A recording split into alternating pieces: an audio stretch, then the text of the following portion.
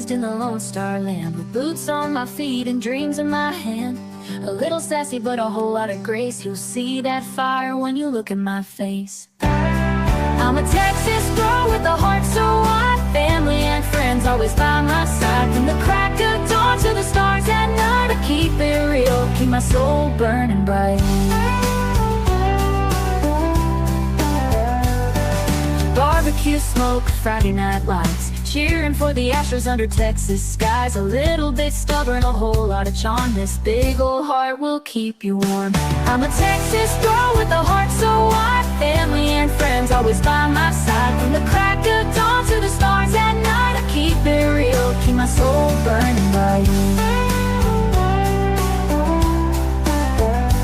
Barbecue smoke, Friday night lights, cheering for the Astros under Texas skies. A little bit stubborn, a whole lot of charm. This big old heart will keep you warm. I'm a Texas girl with a heart so wide, family and friends always by my side. From the crack of dawn to the stars at night, I keep it real, keep my soul burning bright. From the blue bonnet fields to the city streets, every step I take feels like home to me. With a little sass and a lot of pride, this Texas girl's got nothing to hide. I'm a Texas girl with a heart so wide, family and friends always by my side. From the crack of dawn to the stars at night, I keep it real, keep my soul burning bright.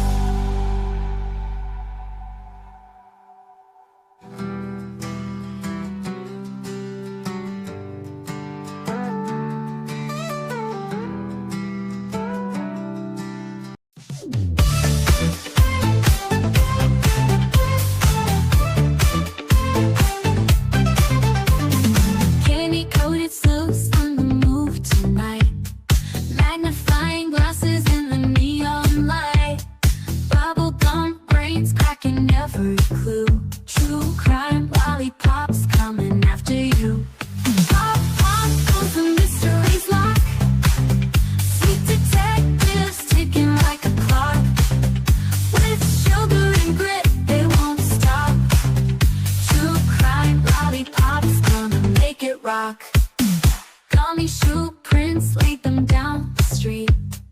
Chocolate wrappers hiding secrets sweet. They don't miss a beat, they've got a knack. With licorice ropes pulling answers back. Twist the wrapper to reveal the truth. A sticky web spun by a candy slough. No sour lies can escape the grip. These lollipops always crack the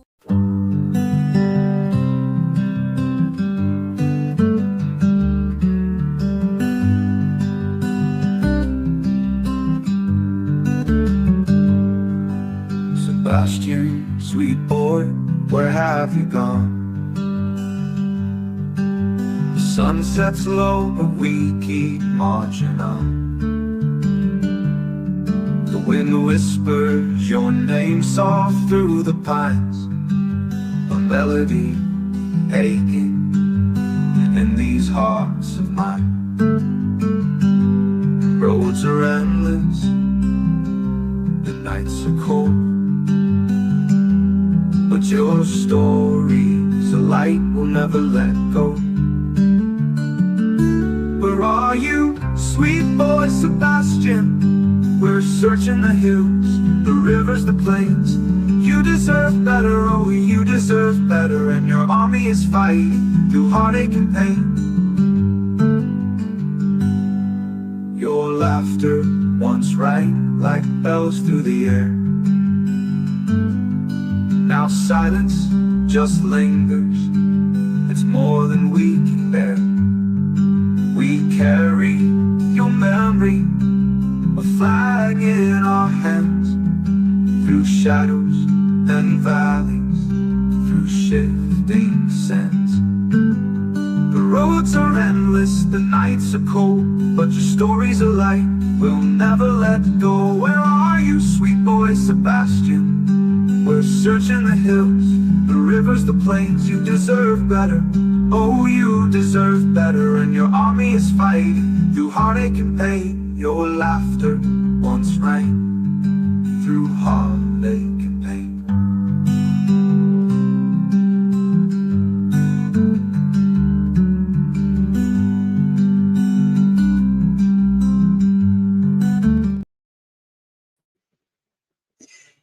Well, hello, my friends. How's everybody doing today?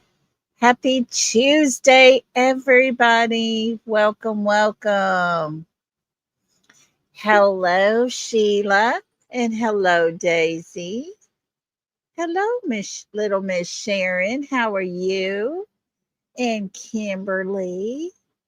Teresa, how are you doing? Hello, Lori. And Blue Eyes. My goodness, hello to everybody. Miss Kathy. Hope you're doing well, Miss Kathy. Rhonda, how are you? Let's see, who else we got in here with us? Hello, Kelly Owens and Sharon. Oh, look at there. Y'all got some memberships. And Paula Jones, Teresa Wood, all in the tanks. Welcome, welcome, y'all. We'll play you a song in just a minute. And let's see who sneaking up in here. Charlene, hello to you. Kelly East, hello to you. Give my friend a hug for me if you don't mind, and tell her to give you one back from me. Y'all are so sweet. TJ, hello, hello. Let's see, Lisa King. Got a secret? Can you keep it? Hello to you. So glad to have everybody. And there's Aretha Bell, Miss Peggy. Hello, hello. Let's see. Anybody else? Oh, there's Sky Maiden. Hey there. Lisa King, did I say hello to you? If I did, hello again. Narita, hello, hello. So glad y'all all could make it today. We got quite a bit to go over. Hey, Kelly Holcomb, how are you? Let's see, who else? Margaret, how are you? Good to have you. Gina H, hello, hello. Diana, how are you? All righty. We got us a full house today, guys. And we're going to do some talking. Hey, Tim, how you doing? Good to have you. There's Wild Child for Life. And let's see here. Jacqueline. Let me get through. Miss Keto Bite, how are you doing? Good to have you. Hi, Lucille. And Rusty Pipes. Y'all come on in. Looky here. Teresa gifted 5 memberships. Guys, if y'all were the lucky person that got one of those memberships, please tell Teresa thank you, because that was very gracious of her. And let me get down a little ways down in here so I can pull this other one up. Where's it at? Hang tight. Try not to go too fast or I'll overshoot it, you know? And little Miss Sharon gifted another membership. Ladies, thank y'all so much for gifting. And please make sure to tell them thank you so much. And with that, welcome to the South. Welcome. Welcome to the South. We break that good stuff out. We got enough to go around. So can I get a amen? Welcome to the South.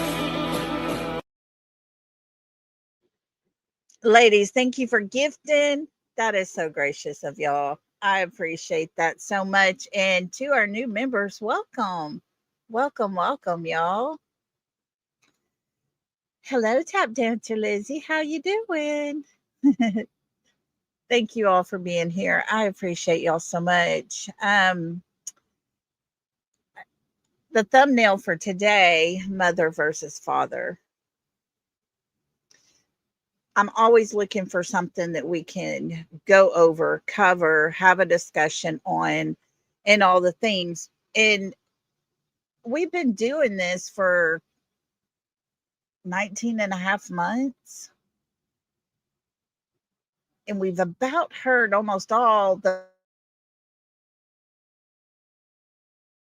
as I can and look way far outside the box. And today I've come across a channel that has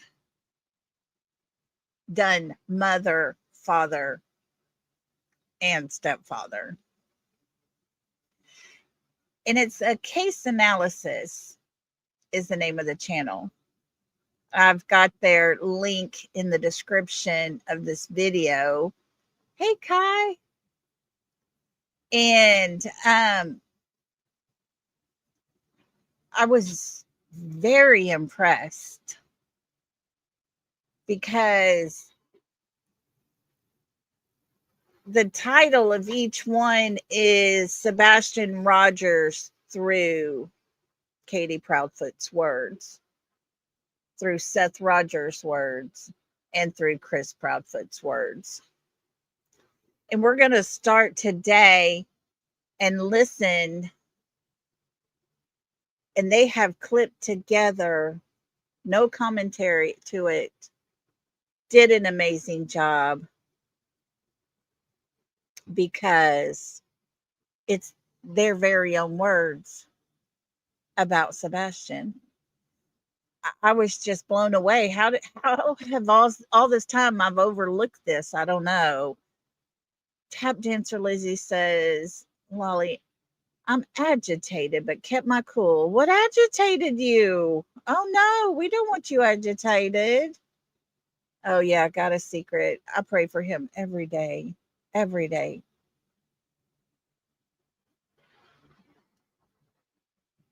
So what's going on, Tap Dancer Lizzie? Hey, Sabrina. Yeah, he is such a sweet boy. I tell you, we are so in love with this kiddo, and we have never, ever, ever met him ever. But he's stolen every one of our hearts. It's crazy. And while I'm waiting to see what Tap Dancer Lizzie has to say, guys, I gotta quit watching the Caribbean Life on TV. I put it on a while ago, and today they have been in Turks and Caicos this whole day. Now I'm ready to start a GoFundMe page just so I can move to Turks and Caicos, y'all. I've been sitting here watching this show, and it's like, oh my gosh, oh my gosh. I would love to go there. I'd love to live there. But anyways, email hack and identity. Oh no, Tap Dancer Lizzie. Please tell me it had nothing to do with Sebastian. Because, folks, when people say they've been followed, people have been around their homes, things are being messed with pertaining to Sebastian, it's actually happening still to this day. Yeah, Sabrina, I'll never leave Texas. I probably never, ever will. But watching this show today, I'm like, man, I need to haul my butt down to Galveston for a day just to get it out of my system. That water, though, in Turks and Caicos was so pretty. I was like, I gotta change this channel. I'm starting to get some fever here for the beach. But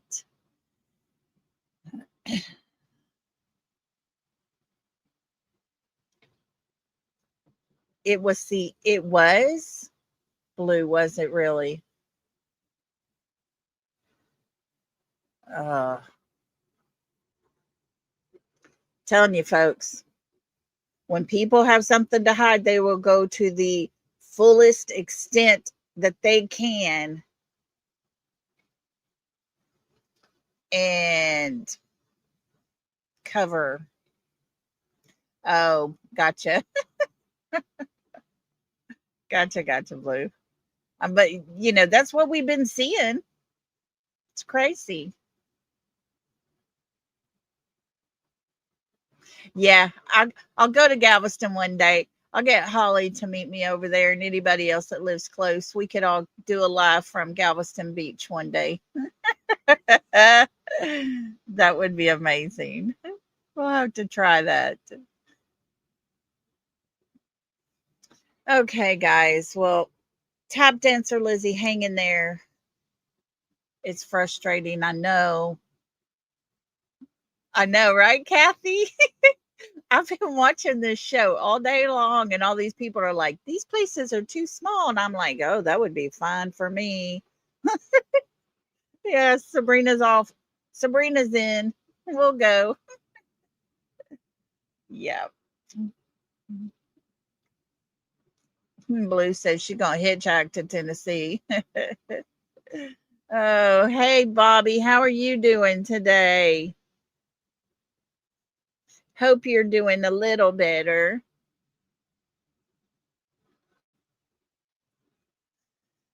Thank you all for being here. I appreciate y'all so much. Let's get back into it.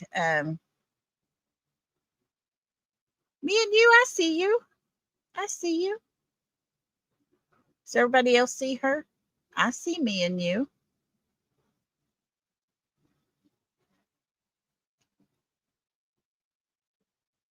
Oh, Bobby's doing a little better. Yay.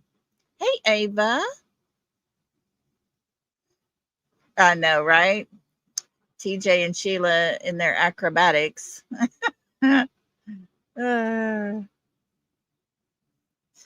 So I'm gonna play this, and we're gonna listen and start with Tap Dancer Lizzie. I'm with you on that one. I feel you so big on that one. Hey, Brenda Sue. Better late than never. Glad to have you. And so we're going to start with Katie and listen to this compilation of her talking about Sebastian. That's all it is, guys. It is nothing that we're going to gain a lot of information on his whereabouts or anything like that. But as we start this process, I want each of you to pay attention and to listen, because the difference between his mother speaking about him and his father speaking about him is completely night and day. In my opinion, I feel there is such a difference in how they look at their child and who he is. So let's go ahead and while I'm doing this, guys, take a minute if you don't mind and hit that like button for us. If you haven't become a member and would like to, we would love to have you join our membership. And the mods will be dropping my links along the way if you need to email me anytime. My email's there, Venmo, and my Cash App as well if you'd like to donate. That would be greatly appreciated. Okay, so here we go. Got us a little tiny music playing in the background. And got our copyright up. And before we ever get started, let's make sure everybody understands how we do things over here. You see, myself, along with moderators, subscribers, and anyone in chat express their opinions. On this channel, we present speculation, possibilities, and show things found for everyone to decide for themselves what opinion they have. We're here for helpful purposes only. We're not here for drama, hate, or anything negative. Please respect all opinions. My content is not to be used in a negative way at any time. And with all that being said and done, let's get busy, guys. This first one we are doing is Sebastian Rogers through Katie Proudfoot's words. And I do have the closed caption on for all of y'all. Here we go.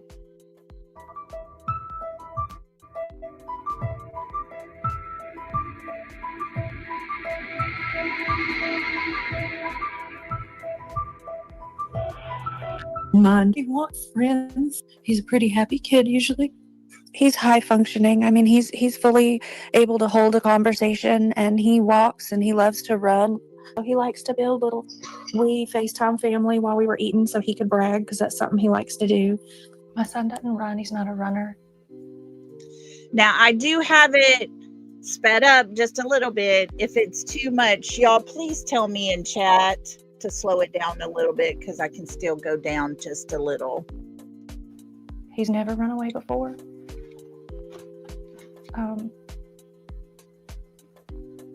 I don't know why.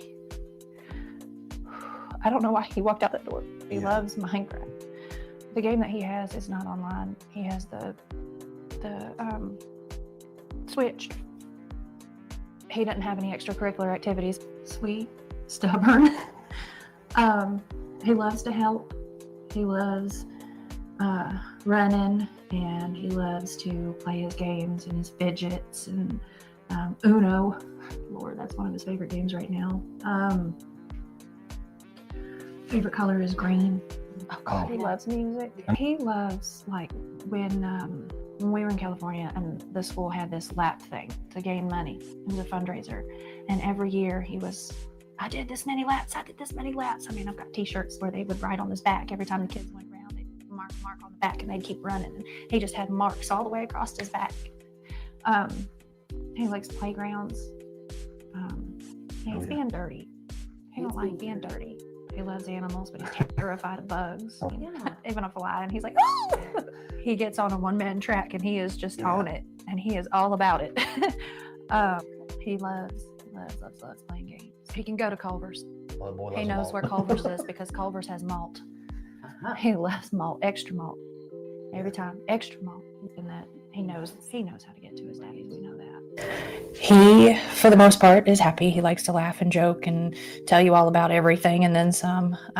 He loves games. He loves video games. He loves to play with his Legos. Even building things with me. We build little projects here and there, but he's always a character. Now, I have to stop every once in a while just to do the right thing. And I'm not sure if you hear it the way I hear it, but it's as if she's trying to dig deep to find things to say. Here we go. But he fidgets constantly. He loves shiny pennies, paper clips. He's always like, whenever we go to the grocery store, he always looks on the ground and looks under the register counter, and he's always looking for shiny pennies everywhere. Paper clips. He loves to bend them out of shape and play with them, fidget with them. He loves playgrounds.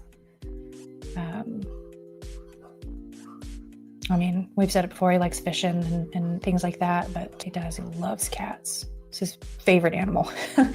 I don't know, he's a good kid. This is not normal for him to run away. He's not a runner. Although he doesn't like to be dirty, it's kind of funny because he also doesn't have awareness, because if you look, he's got chocolate milk on his face because he didn't wipe it off at breakfast. It's funny like that. He likes to dip behind the walls and watch, and then he comes out after I come back and he likes to scare me. He doesn't have a history of being an eloper, which is common, and I have friends with children on the spectrum who do struggle with elopement with their children, but no, Sebastian, that's one thing, he's always been a blessing. He's not been an eloper or a runner. His primary area. So he's never been an eloper. That one right there contradicts everything she's saying when she tells every one of us, even authorities, he ran away. Why would you instantly think that? Why would you only take less than 3 minutes to look through the whole entire house, get your clothes on, and get in your car and be on the phone with your husband? Because you just knew he ran away. To me, that just speaks volumes. He's not an eloper. But yet, that's the story she puts out, that he just took off for no reason. And we're supposed to buy that. These are like social and emotional dysregulation issues and things like that. But he's very smart. He's functional. Overall, he's a pretty happy kid. I mean, he's a teenager. He's coming into his hormones. He's angry that he's growing a mustache. But for the most part, he's a happy kid. He's a teenager coming into his hormones, but yet the picture we're looking at right there in the middle is one of the pictures they put out in the very beginning. Does that look like a teenager coming into his hormones? No, it doesn't. But that's the picture that they put out for people to look for that kid. He can be aggressive if he's upset. He doesn't like punch and hit and throw, but he gets really like aggressive stanced or like clipped where he just won't talk to you, or if he's really upset, he like growls. And because Sebastian is an awesome person who deserves to be home. Sebastian's room is always a little bit messy. So Sebastian struggles with maintaining friendships with a lot of the children his age, because even with the children that are similar, they tend to have different interests. Sebastian gets very single mind tracked. Like if he's wanting to talk about like Minecraft, then he wants you to be 100% all about the Minecraft. And so a lot of times, like, other children will be like, yeah, that's cool, but I want to do this. Seth, he was 13 in that picture? He looks so much younger. I would have never, ever guessed he was 13 in that picture. Thank you for clearing that up for us. Wow. Thank you for that, Seth. And he'll build, so they wind up getting frustrated with each other, and that's where a lot of his like struggles making friends come into play, is And because personal space is also another part of it, where he disregards like what we call the personal bubble, just because he just doesn't have that awareness. Like he'll just be right here in your face. But he's capable of getting along with other kids. I mean, and he does, but typically for shorter periods of time. At school, he does pretty well with a lot of the kids, but even that, they have to take breaks, because not him, but not just him, but even the other kids, they each have their unique interests and their unique ways of thinking and doing things, and so they get to each other and they have fun, and then something will happen and one or both will get frustrated, and so they got to time out and whatnot. We have met some kids, especially like, because I like to take them out and go do things, especially in like public settings like the festivals and bowling and stuff like that, to get them out and get them, it gives an opportunity to interact and work on those like kind of social skills and meeting people and being appropriate when meeting people, responding, with appropriate emotions and stances, like if someone's being polite and says hello to you, to match that energy and not come at a different energy, and we have like a scale that we work on, like, what is the problem that's frustrating you? Is it like a 0, 1, 2, 3? And then, okay, well, what's your response to that, type thing. So yes, he does interact with other children and people, but he struggles to form those like stronger bonds with people. So although he's in denial, he doesn't want to tell mama that he likes girls. He's definitely got a unique rhythm. He loves to dance. Utterly loves going over there. And we do game nights. He loves playing cards. Uno is currently his favorite game. He changes his favorite food probably every day. Chocolate milk has been a long time runner. Not fried and no sauce, just plain steamed tofu and sushi. The boy loves sushi. He loves it. He likes it, but he doesn't at the same time because it's so loud and clanky.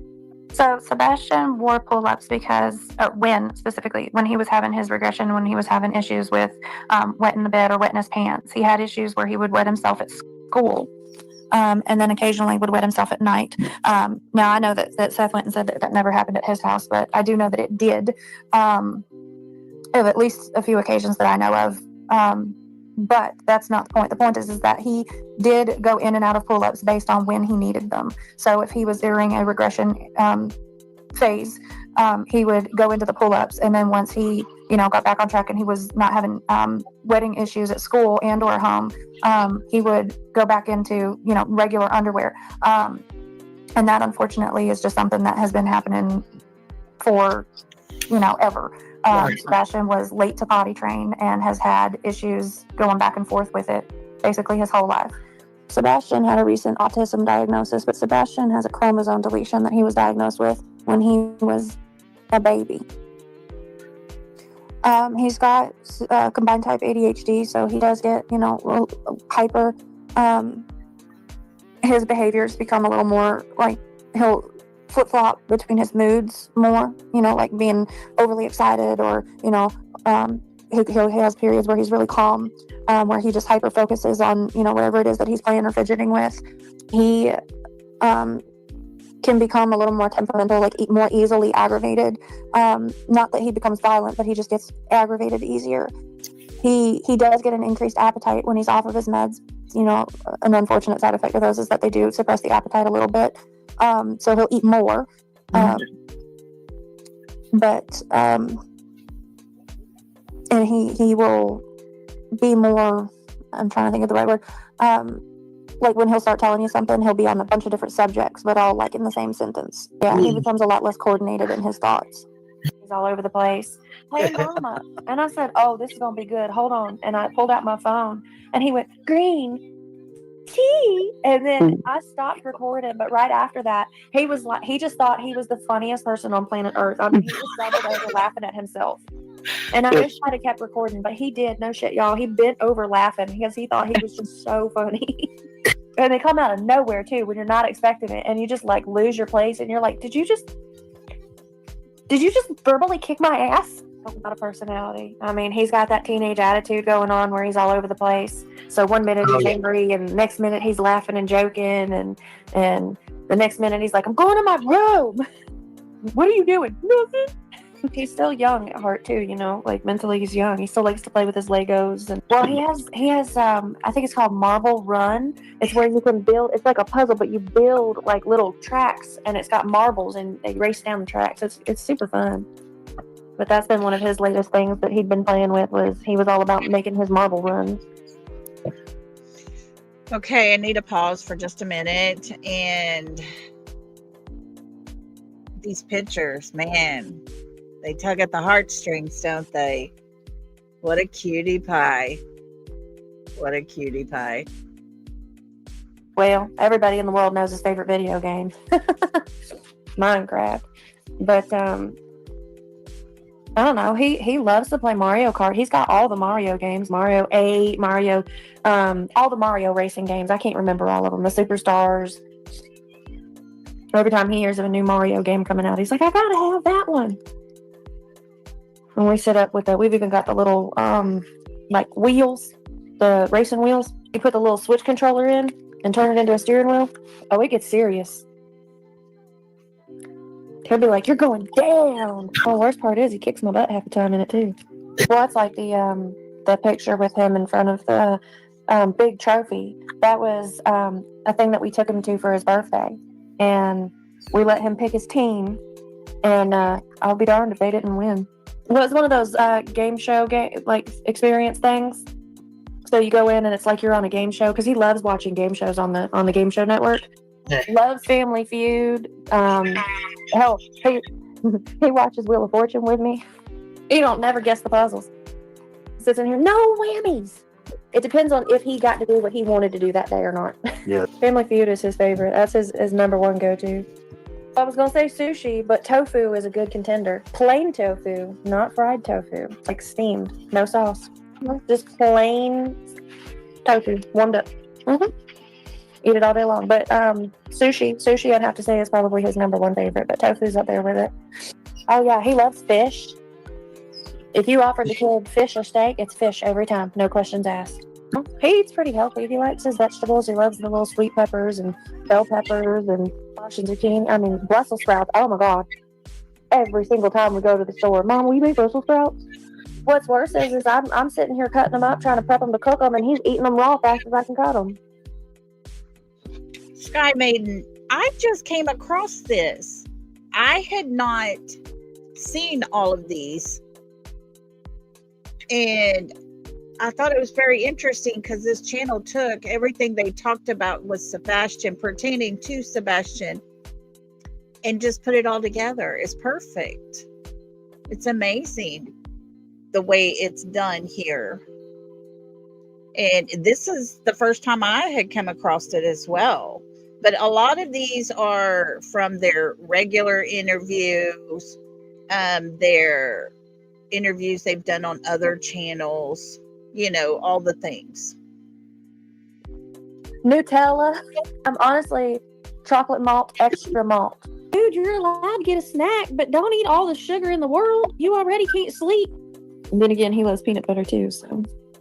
He's at Swiss cheese. Good Lord, Swiss cheese. The child likes Swiss cheese. Every Guys, to me, there's nothing sweeter than a little one sleeping. Look at that little fella. That is such a precious picture. single time we go to the store, Mom, can I get some Swiss? Yeah, but you're responsible for eating it, right? And like, not just any Swiss, like baby Swiss and lacy Swiss, like the worst, stinkier Swiss. And then he likes to come over near me and be like, and wave it near my face. I'm like, bleh. And he likes ham, but he wants the Virginia brand ham. So we got to go to the deli counter and get his Virginia brand ham. It's different every time we buy a box. He was on Lucky Charms pretty hard for a while. And he went on Reese's Pieces for a while. He was on that s'mores cereal for a little while. He went on a kick for that. He got off Raisin Bran. I don't know what happened. Like one day he just decided he didn't like raisins anymore. His favorite drink ever is just milk, but loves the Martinelli's apple juice, specifically the Martinelli's in the glass bottle, not the plastic ones, Mom. But don't buy him the plastic ones. He has to have it in glass because he's bougie like that. We went to, when we were, I think it was Costco, when we were in there, and I was like, oh, Bubba, they got your apple juice. And he said, well, hold on. And he went over and tapped on it. He said, that's not the right one, Mom. I don't even want that. But you know what? Sebastian won't touch anything carbonated. Nothing. I think it's a sensory issue thing for him. He can't stand anything even lightly carbonated. He can't stand, because he's got sensory issues. But each kid, person, everything is unique to them. And for him, my granddaughter is the same way. Nothing carbonated. She don't want anything bubbly to her drinks. She would rather drink water over any carbonated drink of any day ever. Carbonation is a hard no. He has never drank a soda a day in his life. He's had a sip and hated every single time. Because I do the flavored waters, and he was really into it with me. So every day we'd go and we'd make our like little water talks, and we'd do different recipes. We got a whole water bar set up, and he'd help me pick out flavors, and he would make his own waters. But I use sparkling water sometimes, and he would, every once in a while, he would grab my drink and drink it because he was being funny, and he's like, oh, I drink your water. Well, every once in a while he'd grab it, and it would have carbonated water in it, and he'd take one sip and be like,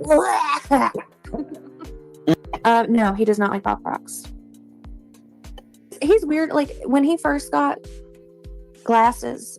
It was really difficult to transition and to get like accustomed to that. He's been in them for years and years now, so he's used to it. But like hats, he likes hats, but he can't stand wearing them.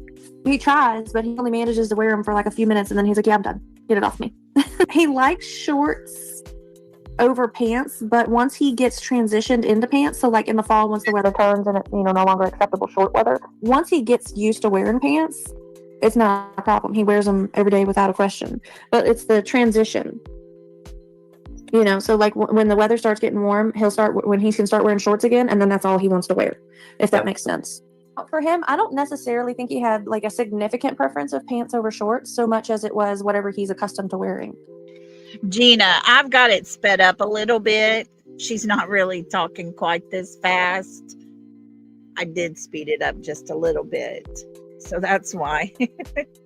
So like once he transitions into pants, he gets used to just throwing pants on every day, and he doesn't try to wear shorts. Vice versa. Like even at night, like so it goes fluid. So like he'll wear sleep pants when he's in the wearing pants phase, and then when we transition back to shorts, he actually starts wearing shorts to bed too, like his pajama shorts and stuff. So he tends to be reasonably consistent.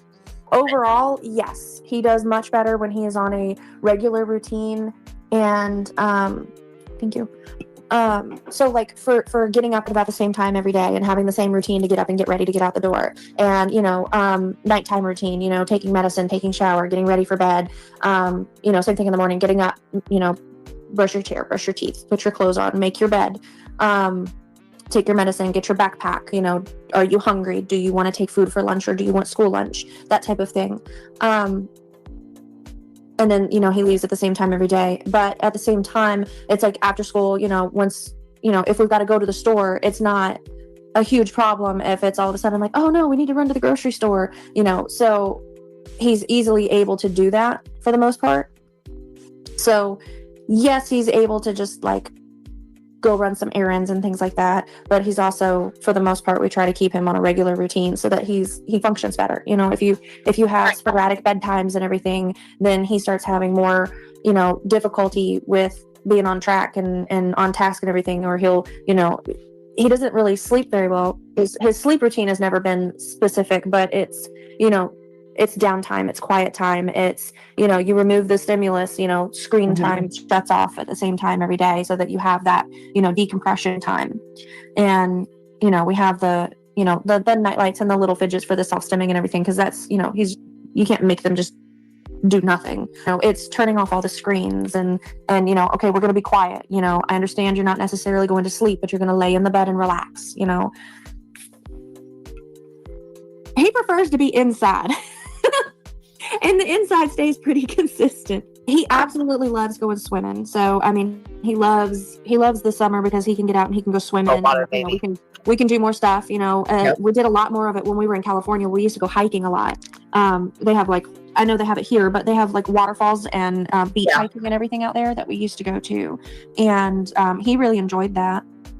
But then again, he also really loves going outside and building and having snow fights. When we had that rain, or not rain, but the frozen snow, when it was too cold to even make a snowman, we were still outside throwing, snowballs. Trying his best to make snowballs, but it wound up just being throwing handfuls of fluff across the yard. He for the most part, though, he likes being inside. He's the kind of kid that would rather play video games and be inside hanging out than outside playing football, but he does like going out, and he likes playgrounds, and he loves like the trampoline places and running, and yes, he does like to read Minecraft books. We go to Barnes and Noble every so often, and he picks out books, and the only ones that he has genuinely showed interest in and even read more than once, they have Minecraft novels. They're actually thick. They're a couple hundred pages, and I bought him all the ones that we could find, and he loves them. My granddaughter has read all those novels, and she loved them so much, she decided once she was through with them, she was going to go start at the back and read to the front of the books. That's how much she enjoyed those novels as well. Actual storybooks. He likes Barnes & Noble because there's Starbucks in there too. Stupid cake pops. Every single time we're near a Starbucks. Mom, can we get a cake pop? He's very, very particular. You know, surprisingly, he likes the Starbucks refresher drinks. He likes that one. He liked the what was it, the acai swirl one? Or no, dragon fruit swirl. He loves dragon fruit and mango. Found out that he absolutely loves mangoes, but he does not like star fruit. But he loves dragon fruit. He has allergies, kick his butt, because he's allergic to grass. So whenever the grass is pollinating, his allergies get really bad for him. As far as any like serious allergies like peanuts or anything like that, no, we haven't found any food allergies. Just being picky about some stuff, but no, he's outside of grass pollen, we really don't know any other allergies. Something that we'd been really, really working on, because other people had been like, is he wearing deodorant, Mom? And I was like, I mean, I'm trying. It's a recent development too. I mean, he's gone through a growth spurt, and it was like overnight I blinked and he had like a little mustache growth coming in, and all of a sudden he was starting to smell and his voice is changing and his hair's getting darker, like it's turning darker, which is why like in some pictures it looks brown, but it's really kind of blonde. But in his eyebrows, he went from like just these like real light eyebrows to, it was like overnight he got big old dark eyebrows. He's really coming into his hormones, and literally, I think he grew an inch in a month.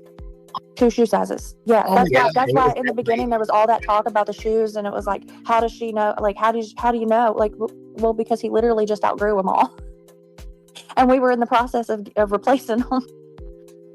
We started off with, you know, a new pair of shoes and, you know, a new pair of boots, and you know, we didn't buy sandals yet because it hadn't turned warm yet. And so I told him, I said, when the weather gets warm, we'll buy them then, because who knows if you're going to grow more in another month. He literally, like, it was like he went to his dad's, and then not even a week later, he's like, Mom, my shoes don't fit. And I was like, but those are new. And he's like, my toes are in the front. And I was like, oh Lord, get in the car. He's so angry about getting hair on his face. And I was like, well, Bub, we can teach you how to shave it off. And he's like, no. And I was like, so you want to leave it on your face? And he's like, no. I was like, I don't know what to do to help. Like, unfortunately, you got 2 options: have hair or shave the hair. I don't know what else to do. I can't make it not happen. He goes back and forth. And we, for the most part, try to accommodate it. Like, there's sometimes when we go into a haircut, he's like, I want to keep it longer. And then other times he's like, I want to shave it all. Normally, when we go into a haircut, I pull up like pictures of haircuts and I let him I'm like, okay, what do you want to do this time? So honestly, it just depends on how he's feeling. He changes his mind on what he wants on his hair. No, I mean, he's growing and changing, and He's growing and he's changing. And yet, no one gets to watch him right now while that is happening. Not his father, not his mother. It breaks my heart. But just seeing his face, all these different pictures when he was little, when he's growing, it just keeps that fire lit inside of us, guys. He's the reason. This is what we're working for. Let's keep listening.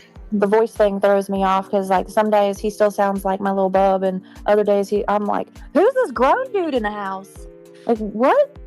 But we knew it was coming because his voice has been cracking for a little while here and there. But it had only recently started getting deeper more consistently. No, so here, I can't speak for when he went to Seth's house, but here, we did positive reinforcement and positive reward system, so he earned his game time. And it was on the Switch, which had like the parental monitoring and everything. Mm-hmm. So that was the only game system that he had played on here in a long time. It's his latest thing. When I say something that he doesn't like, he goes, Mom. Or when he's really annoyed, he goes, Mom. I can't imitate his voice because it's deeper than mine, but that's how he does it. And I'm just like, what? And then I usually try to smother him in kisses while he squirrels to get away. And he's like, "Oh, get off me!" He talks a lot of shit when we're playing games. He smack talks because we play cards. We play a game called Chase the Ace. We play a game called Blind Nines. Rummy. Uno is his favorite card game. He's got this one called, I think it's Spot On, where you both like flip a card and you got to spot something real quick. But we have a whole closet full of board games and whatnot that we play. He plays chess. He plays with Chris's stepdad. He plays with Chris sometimes. Last year he was in the chess club. This year he hadn't joined in any clubs in school. In middle school he was in the chess club, and then he was doing really well. And then I think something happened with one of the kids he was playing with, and he got beat. And I think they had like a argument over it, and Sebastian didn't want to do it no more. He went, but he wouldn't play. And they were like, "You have to play to be part of the chess club." And he was like, "Well, I don't want to go no more." And then he started failing a class, and we were like, "Well, you got to be passing to be in the chess club." And then he just didn't join again. And then high school was on a whole nother level. So he didn't go into it in high school, but he was super interested in like the agriculture and whatnot. So it wasn't necessarily an extracurricular per se, but he was like, that was his like number one goal for his classes. He wanted to take agriculture, and he wanted to work with the animals. He was doing pretty good in school for the most part. He had his grades were all good, I think all of his grades were up. It kind of ebbed and flowed. It depended on if he was putting effort in or not. He went through a little phase where he quit trying. Yes. So at one point he had said it was in one of his IEP meetings. Overload of KK's voice there, Retha. We're almost finished with it here. That picture they just showed was from his school. They wore the green shirts. They had that out front of their school. And agriculture, if a child loves animals, agriculture and that type of clubs at school are amazing for them. My granddaughter, my oldest one, has loved animals since she was very, very little, and she is all into her show goat. Loves it. Loves working with them. And I could just imagine Sebastian loving animals like he does, how that would just be something that would capture his attention so well. And he would just probably absorb that in. I could only imagine.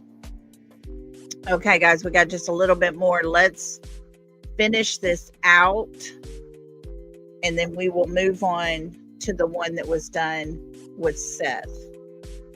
He was like, "I want to be like that and operate a crane." Yeah, it was so sweet. And he's actually operated some heavy equipment, but and he did so good at it. He said he wanted to work with animals, but he only wants to work with cats.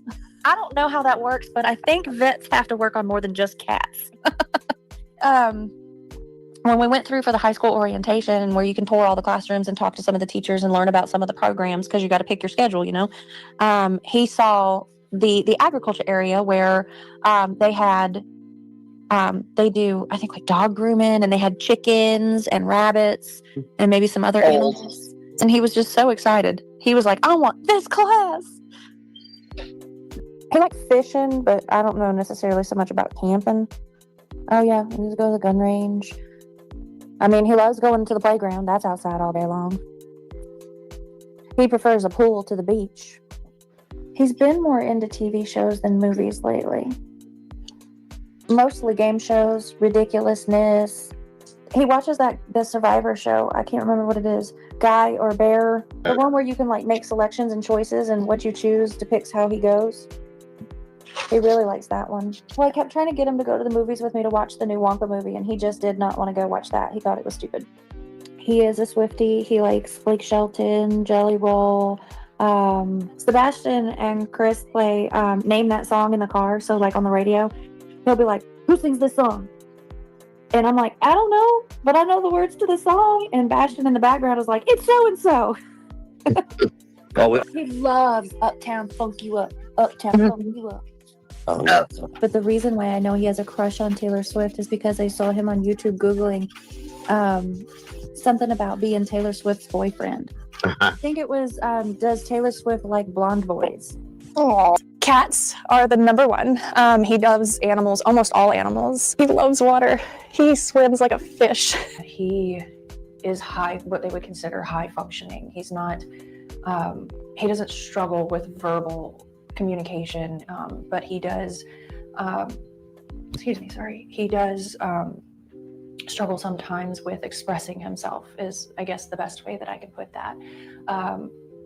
But he's so smart and he's so capable, and that I think the initial image of him that was portrayed was misleading to an extent. And I think that in the chaos of trying to get the initial information about him out, that various things got taken and misconstrued. So I would just...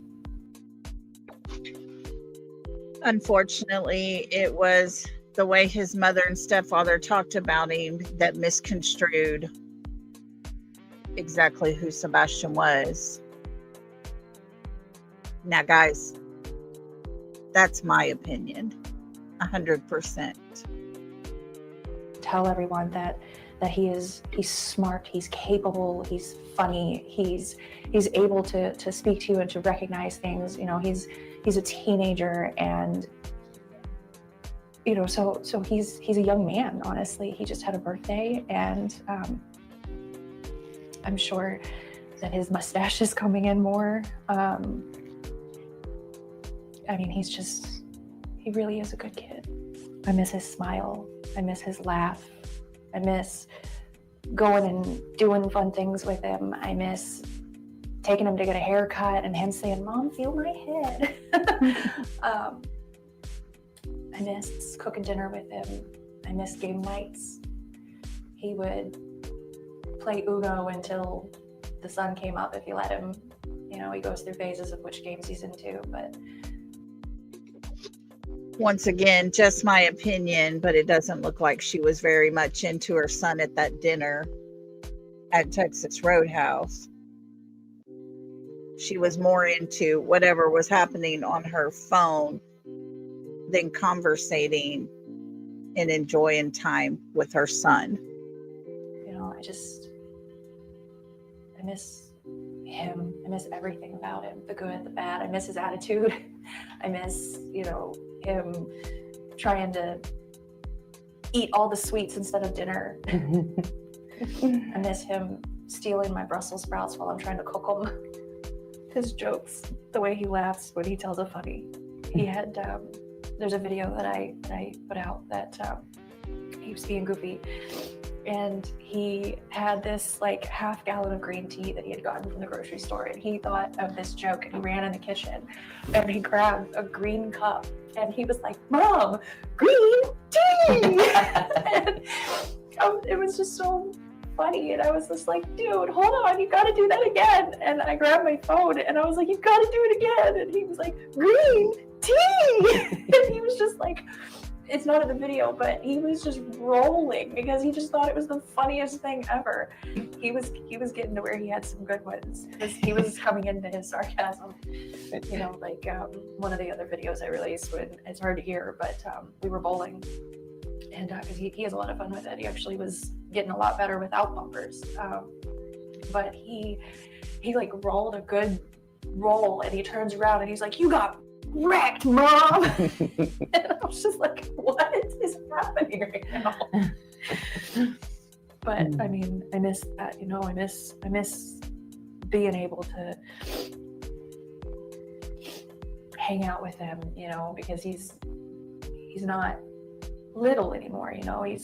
Which we had a lot of fun when he was little, but when I get older, you know, you start being able to do different things with him, and you know, game nights are, God, they're a blast sometimes. He loves to go to the pool as much as possible. He loves to swim. He's I don't know if I put that picture out or not, but there's one that I took of him. He was on this like giant, I think it was a flamingo, and he was just like just being a cool guy. Because talking about him is what we want to do, but we want to make sure that people know his face. We want to know that people know who they're looking for, and we would just ask that everyone just kind of be aware of your surroundings in general.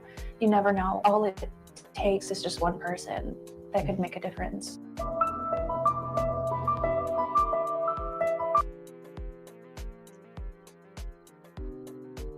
You heard it, folks. Her words. Keep his face out there. We want people to know he's still missing. But just not at Pig Fest. Right, KK? Just not there. Don't interrupt our fun time. But do it. Just not while we're there. Where we're at. That kind of thing. I don't know, guys. I just felt her stretching as hard as she possibly could to try and describe her son. And sometimes it's just hard to listen to. It really is, because in my heart, I feel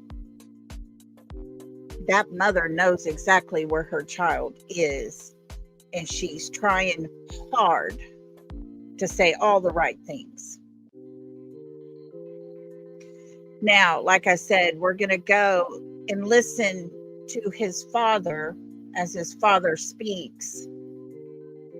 And like I said, pay attention, because it's night and day when his father describes him. Here we go. Let me get this up. I got the captions going. I got it sped up just a little bit, trying to do all the things. But this channel, Case Analysis, has done an amazing, amazing job with all this.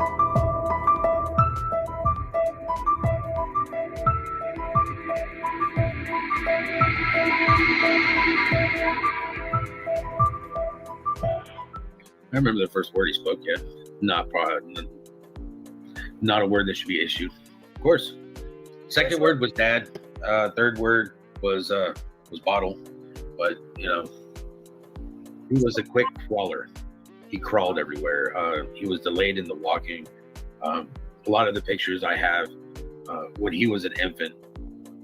Most infants sleep for 16 to 18 hours a day. Not Sebastian. Sebastian was awake for 16 to 18 plus hours a day. Like when he fell asleep, it's because he ran out of energy. Like the batteries died as he was crawling across the floor.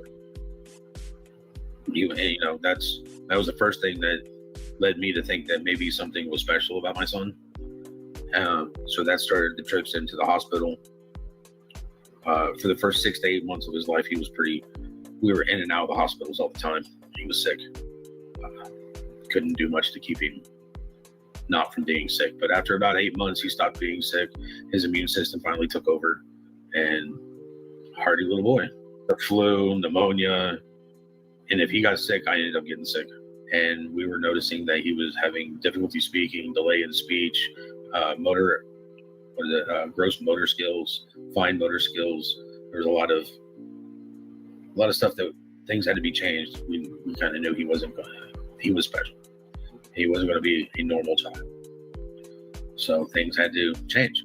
His sleep improved once his health improved, but boy, don't sleep 8 hours a day. He could be awake for 14, 16 hours a day. He was definitely walking beforehand. Once he started walking, it wasn't really walking. He ran. He's got a big heart. He's loving. He's inquisitive. He can be stubborn at times. He loves to play video games. He loves animals. He thoroughly loves animals. He likes plants. He likes to, grow things. He likes to take care of things. He loves his video games. Boy, the kid loves his video games. He does like This is the sweetest picture I've ever seen. Oh my goodness. You just want to hold that baby tight. And his father, you see the love he has for his child. I mean, he loves to go fishing with me. But if he's in city limits, he's, video games. He'd probably be, maybe an arcade or something. That he wanted to step into a mound of what he thought was dirt. Okay, I'm going to pause here only because this is a picture where when I see it, every time I see this picture, I can almost hear giggles coming from him. He's loving that so much.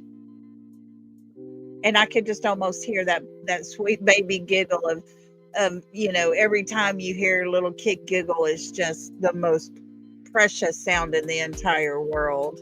And this is one of those pictures. The fire ants. And since then, it's always been, he doesn't like to get his feet in the dirt. He likes to have his socks and shoes on. He played games at my house. Mom, he never expressed anything about his mom and dad's stepfather's place.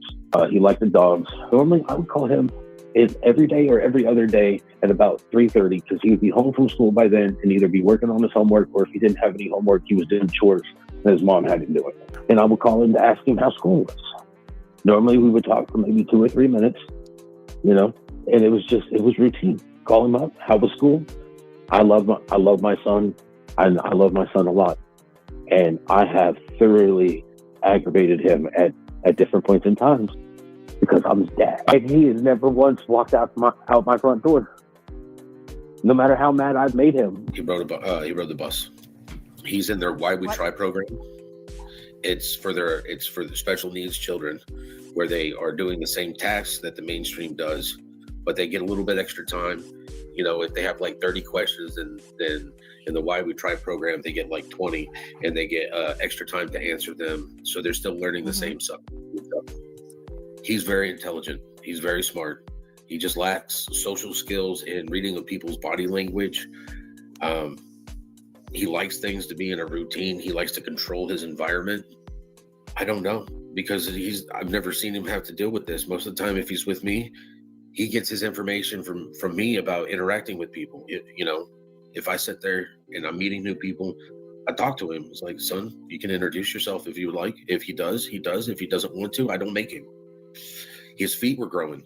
The last time I had him for the last weekend I had him, his mom had told me that his shoes weren't fitting anymore. And she asked me to get him shoes. And we wanted a pair of boots, so we went to Boot Barn and got him a pair of boots. No. I mean, the only time he goes outside at night at my house is to put the trash in the trash can, which is right outside my front door. That's it. He does have a cell phone. When he has access to like YouTube and stuff like that, he is glued to his phone because he likes to watch videos about Minecraft, and he likes to watch videos of people playing Minecraft. What kid is not glued to a phone at some time or another? If you give a kid a phone, they're on it. They're looking. They're watching things. Zoned in. That's just a typical kid. I know that his phone was locked down. He had no internet access. He only had the ability to take pictures on his phone, text on his phone, FaceTime, and telephone calls. Everything else was locked down on his phone. So it doesn't add up. For him to break routine and to leave the house with no shoes, no socks on, no coat, something just doesn't make sense. I gave my son another chance to straighten his behavior up and actually apply himself at school, which he is fully capable of. But and he's straightened up some, but he's still coming. He's already registered for school up here. I want him here. He wants to be here. If he was running away, he probably would have taken his backpack. He would have taken his Switch. He would have taken his games because he likes to play video games. He would have taken toys because his toys are, they're his. Probably would have taken his phone too. He was responsible enough. He stayed home alone during break. 13, physically, mentally, not so much. He is a child. All right, he is 15. He is not an adult. He's not a morning person, from my experience. All right, he don't want to get up. He's a teenager. Eggs is a staple, but his favorite. I mean, he loves bacon. The boy loves bacon. The boy loves eggs. His favorite thing in the world, last time I knew, was a toasted peanut butter and jelly sandwich. But bacon, he likes sausage, gravy, and biscuits. Woo, that's my kind of kid right there. That's a whole meal in itself, morning, noon, and night for me. Biscuits, gravy, and sausage, yum. Add in some bacon, yum. His father describes who he is. There's a big difference already. And it's just pouring out of Seth's mouth, where Katie's lots of ums, trying to make sure she can come up with the right things to say. It's just alarming for me. I cook. That boy, it's like trying to put weight on him is like me trying to lose weight. He came over here for a week and he grew 2 inches, I think. His feet keep growing. Had to buy him new shoes. That's how we knew what shoes were, what he has, is because his feet had grown and his shoes were no longer fitting him. I've literally tried to get him to take this phone that I'm using talking to you right now. I was like, I told him, I was like, son, I'll wipe it. I'll do a reset. We'll take your Gmail account that you have and we'll hook it up here. And we'll let you have your own Call of Duty mobile account. I don't want it, Dad. I just want to play on yours. Okay. So, because I keep trying to tell you, you have your own account and I'll have mine and we could be on the same team. My son has never been an eloper. He's never been one to go missing. If he's mad at you, good luck. If he's mad at you, he's a teenager. His whole thing about being mad is he's going to try to stay mad at you as long as possible. Speaking of phones, he was so locked down on that phone that he would, when he came to my house, he would literally plug it in and leave it in the kitchen because that phone couldn't do anything. But most of the time, he was on YouTube watching videos. He was on YouTube watching videos. And the worst part about it, in my opinion, is he would watch videos on how to deal with being bullied.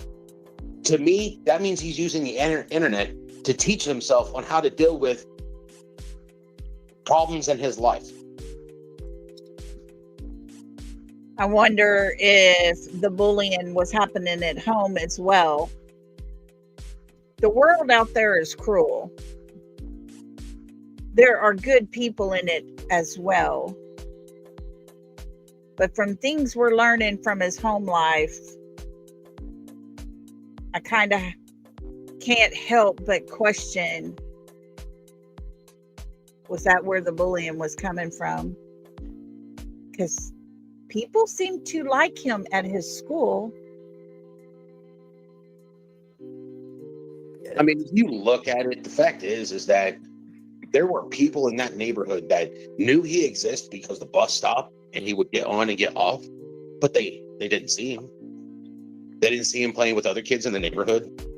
And if he didn't have internet access or any type of access in the house, then I'm sorry. I know people in jail that have internet access more than my son did. Well, we found out about the chromosomal deletion syndrome at a very young age. I remember him sitting on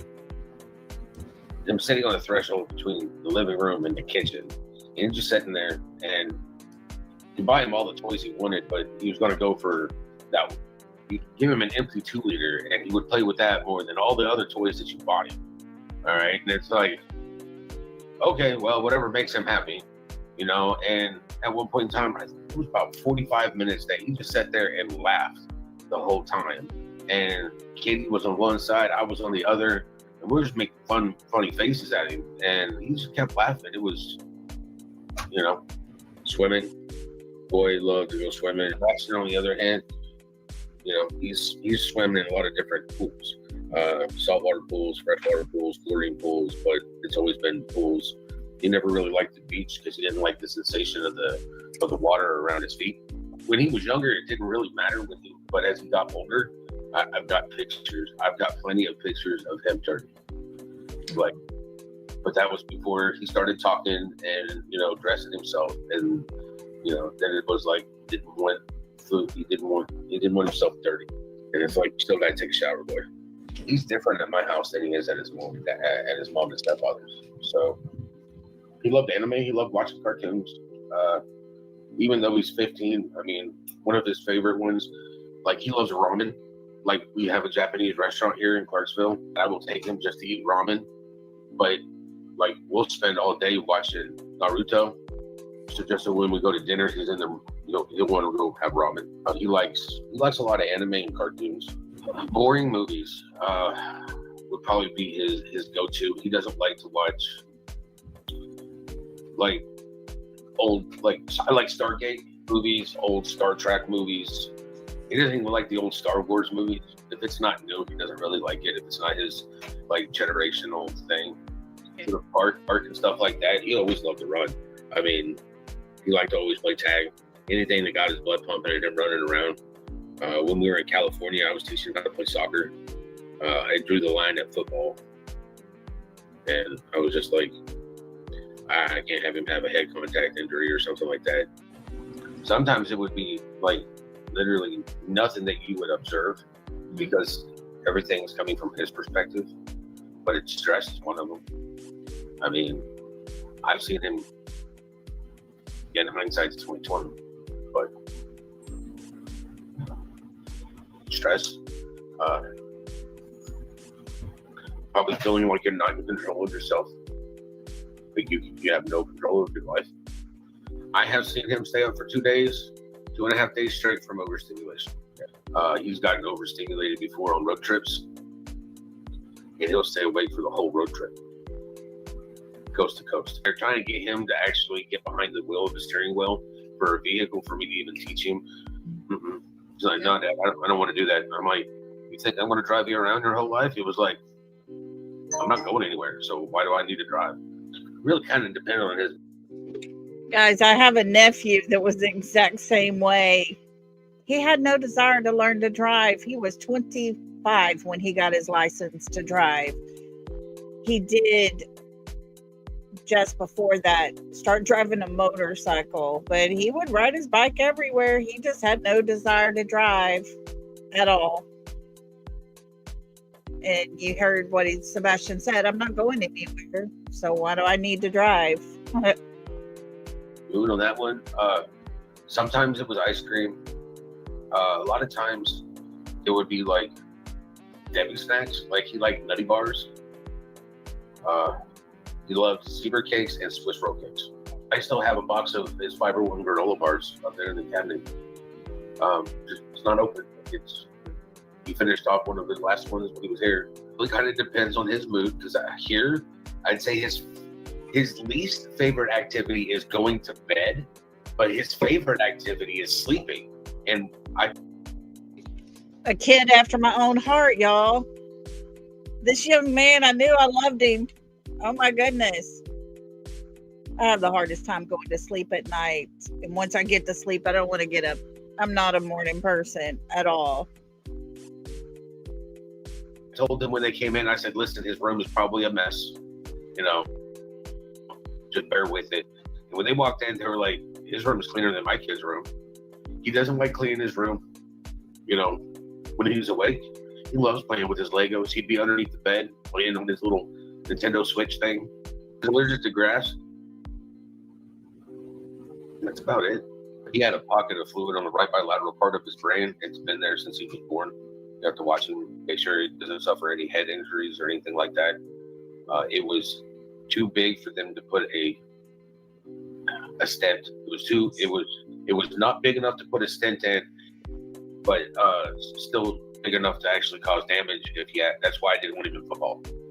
I didn't want him putting on a helmet and going, head first into something, because anything that might cause damage to his head is not something like I want my buddy to be safe.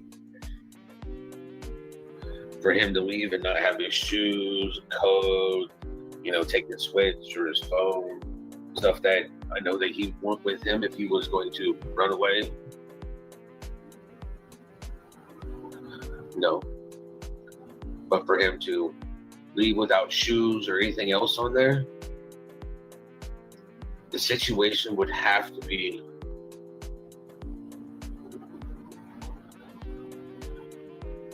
severe enough for him not to be able to grab that stuff. I've said that all along. If this young man ran away from that home, and they want us to believe he ran out that front door, what happened to cause him to go out that door and not grab a pair of shoes at least? If he was sneaking out of the home, he would have quietly picked up a pair of his shoes by that front door.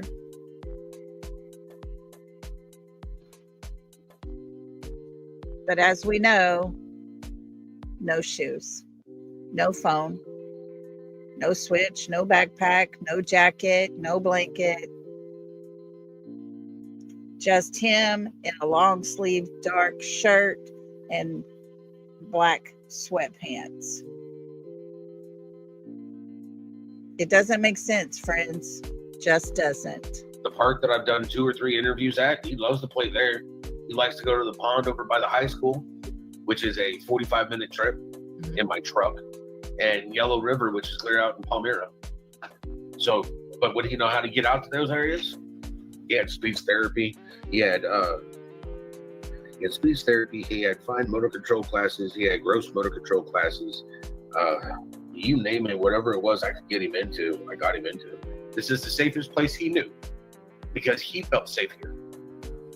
Of course, he's going to feel safe in my sanctuary because he had his own little sanctuary here too. You want to know why he slept all the time when he was here? I didn't give him sleep aids. Literally was asked what I did for him to sleep here at my house. And I told law enforcement, hot shower and some sleepy time tea, which is still up there in the cabinet, bought at Walmart. I do it myself so that I can get to sleep a little bit easier. That's it. I don't believe in this medication and stuff that he was taking. I never did. And until he was 8 years old, he wasn't on any medication. Because when he was here doing homework during COVID, he did his homework. So, prior to him being 8 years old, he was on no medication. Along comes Mr. Chris, and all the medication starts. Once again, got to look at that common denominator. And yes, honestly believe Seth's home, his father's home, was his safest place for him. I didn't have to worry about it. Mr. Chris, I don't like the fact that you got him wearing underwear at your house. Well, we don't have the accidents at my house that he seems to be having at your house. So why, again, am I going to have my son wearing a fucking diaper at my house when he can get up and go use the bathroom and not have an accident? Both Chris and Katie and everybody was like, he is a different child when he comes back from looking at me. And because he's a different child, it's like I kept trying to tell them if they're having a problem with him, let me talk to him. Let me know what you'd like me to address so that I can speak to him. Me and Sebastian could, from an early age, me and Sebastian communicated. Like, before he could even speak, he would do grunts and sounds and stuff like that, point, and I know exactly what he wanted. And it upset some people in life, but it's like, it's not my fault. I know what my son wants. Our wavelengths were more in tune. I connected to my son. Said that's always been one of the things that helps transition him is music. Even when he was in a bad mood, there's not a cheese that me and him haven't tried that we haven't liked. His favorite cheese, his go-to for favorite cheese was always baby Swiss. It's like that big, comes with the little holes and everything else in it. Yeah, that's always been his go-to, is Swiss. And that's what he's always gotten here.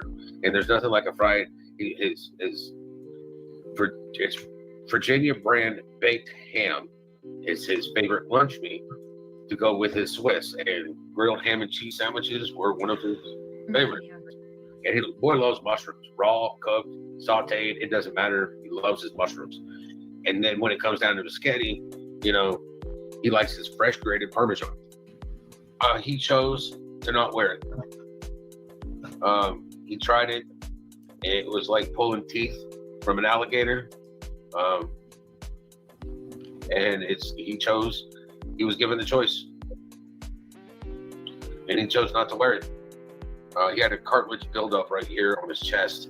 That was, you know, it was just, it's part of his EQ20 deletion. It leads to a lot of facial disfigurement and body disfigurement. And that's just one of the things. And when he chose not to wear it, then it's a choice you live with. No matter what we did, I tried to tell him, I was like, it's to help you in the long run. But if you choose not to wear it, it can't make you do something you don't want to do.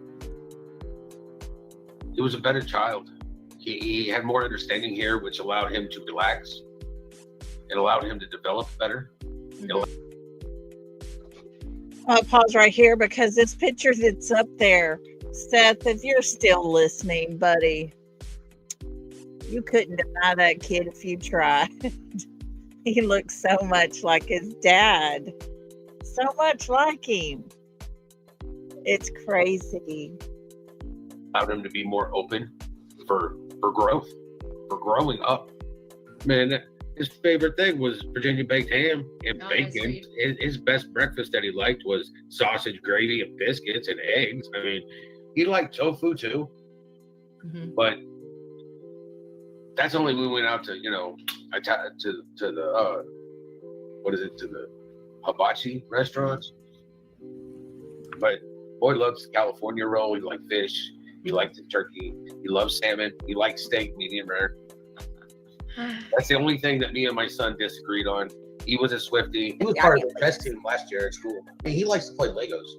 And that's the biggest puzzle piece. He's come over here for like a week on like spring break or whatnot. And he's like, Dad, I'm not tired. He still actually has his blonde hair, but now it's starting to get brown and darker brown. And by the next couple of years, his hair will probably be as dark as mine. He's a kid in motion. Now, KK, we just listened. She told us it was blonde. You know, tells you what parent was paying the most attention. And I hope he's still in motion now. He likes machinery.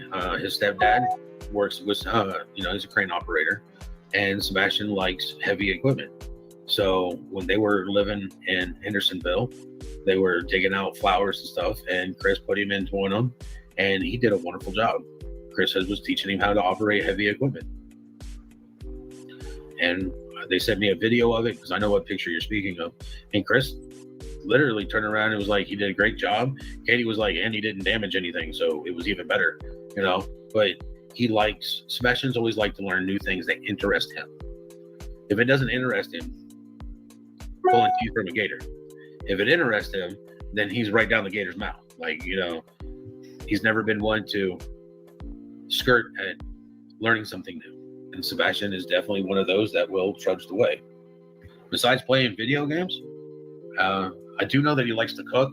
I know that he does enjoy, you know, he really likes his Legos. He loves building things.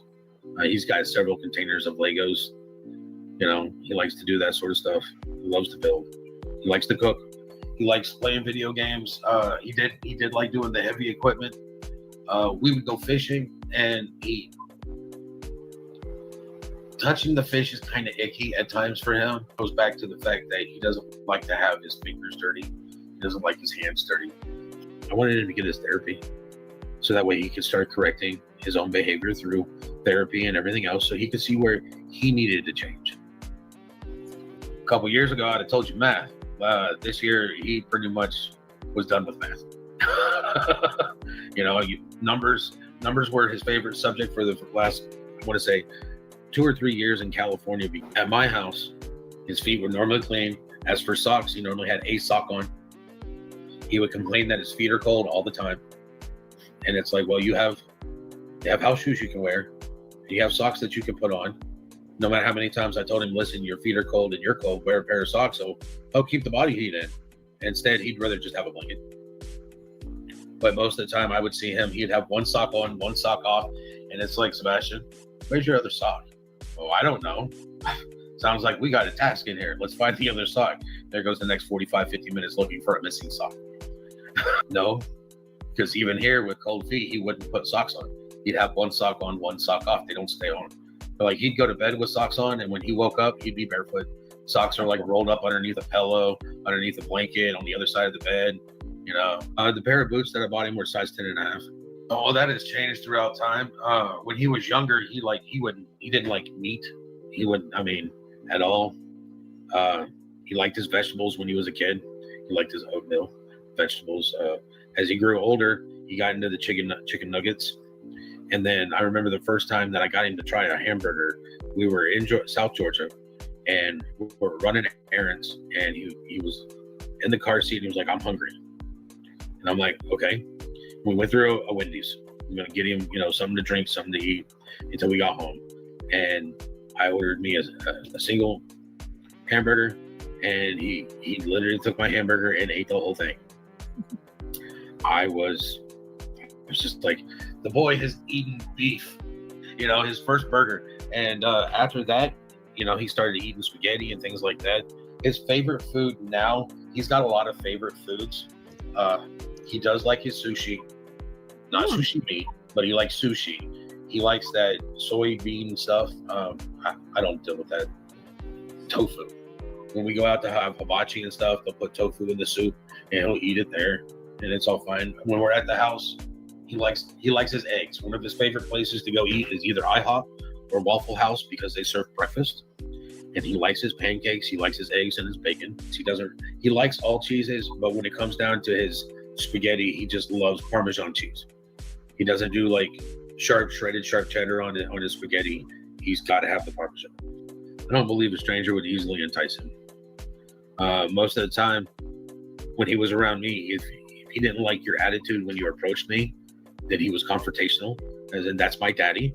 I will mess you up. All 4 feet of him at that point in time. But he's always been very protective of both me and his mom. My son loves to run. He's not an eloper, but he loves to run. If he were out there and running, he outruns his mama when they were doing laps. And he was in, 6th grade outrunning her, and she was in active duty military. He loves to run. So, when they turn around and say a 5-mile radius, average person can walk a mile, in 40 minutes or so. And that's just do, off to the corner store. If Sebastian was running, 5 miles ain't much.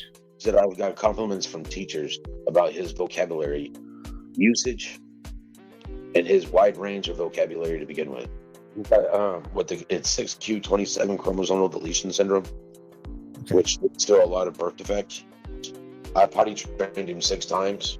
It was just like he would go to bed, and the doctor stated that he thought that maybe he was having the seizures in his sleep. Yeah. But he grew out of it. The doctor was like, they don't do anything. It's just like a little reset. Because, I think a couple times we thought that maybe he was having a seizure, but it was kind of like an absent-mindedness. He was sitting there, he would be watching TV or doing something, and then he would just stop and stare off into space. But then you could, snap your fingers, get his attention, and, he'd come back to you. But there was times that he would go to bed, and when he woke up the next morning, you could just tell that he had no clue what happened for the last couple months. And Sebastian doesn't really like to talk about what he does at his mom and stepfather's. I named him. All 4 names, I named him. All 4 of them. So, Wayne, Drake, Rogers. The Wayne is my dad's name, and Drake is because he's always been my little dragon. The reason he seems like a normal boy is I didn't raise him like he had a defect. He didn't have a defect. People see it. Some people see it as a defect. Me, he's special. He wants to play on the Switch, watch Yu-Gi-Oh! Or Naruto. Whatever he have, or NCIS. He really likes NCIS. He worked on some puzzles. He liked Legos. So I would buy the single thing Legos like Batman and his spaceship, or the Joker, and we would sit there and put those together. Boy's been swimming since he was a year old. My son, on the other hand, I don't think he was attracted to water. I think it was more like he liked to swim. We go fishing, and he didn't want to touch the water because it looked nasty and dirty. Because he doesn't like to get dirty. It's because he didn't like the sand. It felt weird. He likes to literally be under his bed with a flashlight, playing a Switch, or reading a book. My son was weird. I loved every part of it. Well, Sebastian puts his glasses on whenever he gets up out of bed. When he played on his Switch, he didn't play online with people. He played single-player games. Well, I think one of the favorite things that he likes to do with me is road trips. Me personally, I'm not a fan of road trips because he were to drive. Okay, if he were to drive some, that'd be great. But I can't even get him to sit behind the wheel and the vehicle stationary. But he likes to go on road trips with me. He liked when Christmas came around or summer break, if I could get it off, road trip. We'd go down to Texas to see his grandma and his grandpa. Drive. There's multiple different ways to get there. Drive through Missouri into Oklahoma, stop and see friends on the way. I think that's one of his favorite things to do with me is road trips. Because also at the end of road trips or in the middle of road trips, there's going to fish. When my mom and dad, his grandparents lived down in South Texas, we go down there and go fish in the Gulf of Mexico. Boy, love that. I mean, there was nothing like going on the boat to go fishing. I mean, he's inquisitive. He's always been inquisitive. He likes to ask the questions because he wants to know the answers. He wants to know more and more. And it's like, I'm a wealth of information, son. You want to know things? Ask me. I like sharing my knowledge with him. He's my mini-me. He enjoyed it. He enjoyed seeing family. He enjoyed the trip. He enjoyed the experience of it, I believe. I've been to the school. I've talked to the principal. I've talked to his teachers. I've talked to the SRO. And everybody is like, he's a wonderful kid.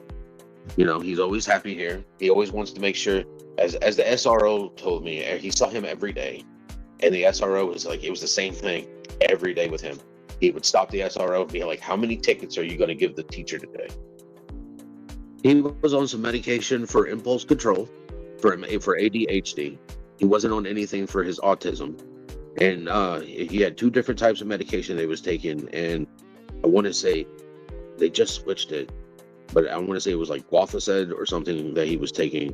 And then he was taking another medication as well. And I can't remember the name of that. And they just put him on Risperidone, or however you want to pronounce it. Try to get him to sleep at night.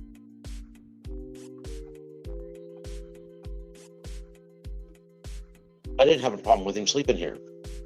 So I never really understood that. I mean, I'm not a doctor, but he just turned around and they removed his tonsils because he had obstructive sleep apnea. So they were trying to get him to quote unquote sleep. But I remember as an infant, my son, and a newborn infant sleeps like 18 hours a day. My son slept maybe 4 hours. He's always been one that does not sleep. He's not perfect. Nobody is. But that doesn't mean he's a horrible person. It doesn't mean he was a horrible child. Had him set with a routine. I could get him to take a shower, eat, take a shower, lay down in bed, and he'd fall asleep in about an hour at the most. And we're talking about at like 5, 6 years old. It was all about a routine. Just no. I don't think he would leave with one because he's apprehensive. I mean, taught him to be aware of your surroundings is what I was teaching him. But I've also taught him that not everybody is your friend. I mean, he loves animals. I mean, his favorite's cat, but he really likes his reptiles. He liked his horses. He liked the ducks, and conversations with him, he was talking about being a vet. There's nothing better than, taking care of your own animals. But Sebastian loved to play D&D. He liked to play Magic the Gathering. When he was here, if we weren't fishing, we were playing Magic. We were going out and doing things. All he wanted to do was a road trip to Texas to go see his Meemaw and his Pat. That's it. Because we didn't get to go the year before. But when we went to D&D night, there's 3 adults, and then the other are all kids, like his age kids. Parents drop him off for D&D, so he's interacting with children that are his age. Oh, boy loves video games. Think it's more like a close toss-up between animals and video games. When it comes to animals, he loves cats. Like, the boy just loves cats. He loves cats. I mean, like, if he sees a stray cat, he's apt to walk up. Why is it running from me? Well, son, it's a cat. Trying to explain that to him, you know, and not. I mean, my son got bit in the face by a dog, and he had to have 7 stitches in his face, and he still isn't scared of dogs. I mean, he's not scared of anything, except for, I guess, his stepfather. I found out afterwards. I mean, I found out after my son disappeared that he was scared of his stepfather. And it's just like, one of the things that gets me is that everybody in my neighborhood, my neighbor, they know Sebastian. If me and Sebastian go to Walmart, the people that work at Walmart know my son. Oh, he doesn't know their names, but he knows that that's the lady that slices the lunch meat really good, you know. And it's just people that he interacted with, and then nobody in that neighborhood interacted with my son. What kind of structure is that? Yeah, I mean, he has touched the lives of a lot of people. He has brought joy, his smile. I mean, his behavior, his demeanor.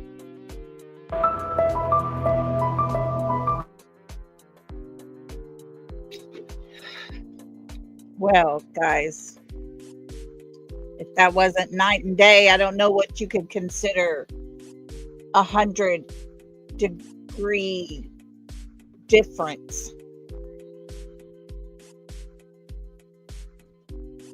Every time I hear Seth talk, it's like we get to know who Sebastian was. You know, his mother was asked that question a while back. Describe Sebastian to us, so those people out there that are looking might have something that they could recognize from him. Her reply, I will never forget. Well, he likes shiny things. Pennies and paper clips. We're talking about a child who supposedly ran away. And yet we're supposed to only look for a child who likes shiny things. What were we supposed to do had there not been any shiny things close to him? We don't know, because she didn't give us anything to go by. Oh, you are welcome. We are fixing to, I'm getting it pulled up now. There is one more. It's only about 15 minutes long. And I'm going to go ahead, and I wasn't going to, but I'm going to go ahead and play this, because the 3 parental people in his life, this person covered. So I'm going to go ahead and play Mr. Chris's as well, because I believe we should all be able to hear exactly all 3 of them. None will ever in my book compare to his father, because his father gives us a look into who Sebastian truly 100% was. His father accepted him for who he was and helped his son to make it through life, to learn as he went, embraced who he was. His mother, on the other hand, she just liked to make fun of him a lot. Now, I will say on this one, I have not listened to this. And so I don't know, trigger warning, no trigger warning, but you know, this is Mr. Chris that we're going to be hearing. So brace yourselves is basically what I can say. But let's finish this out and get this over with. Let me make this a little bigger. I love how case analysis breaks each one of these down without any commentary, just listening to the parents' words, the two most important people in Sebastian's life. And that was night and day difference. Let's see where we go with this one, guys.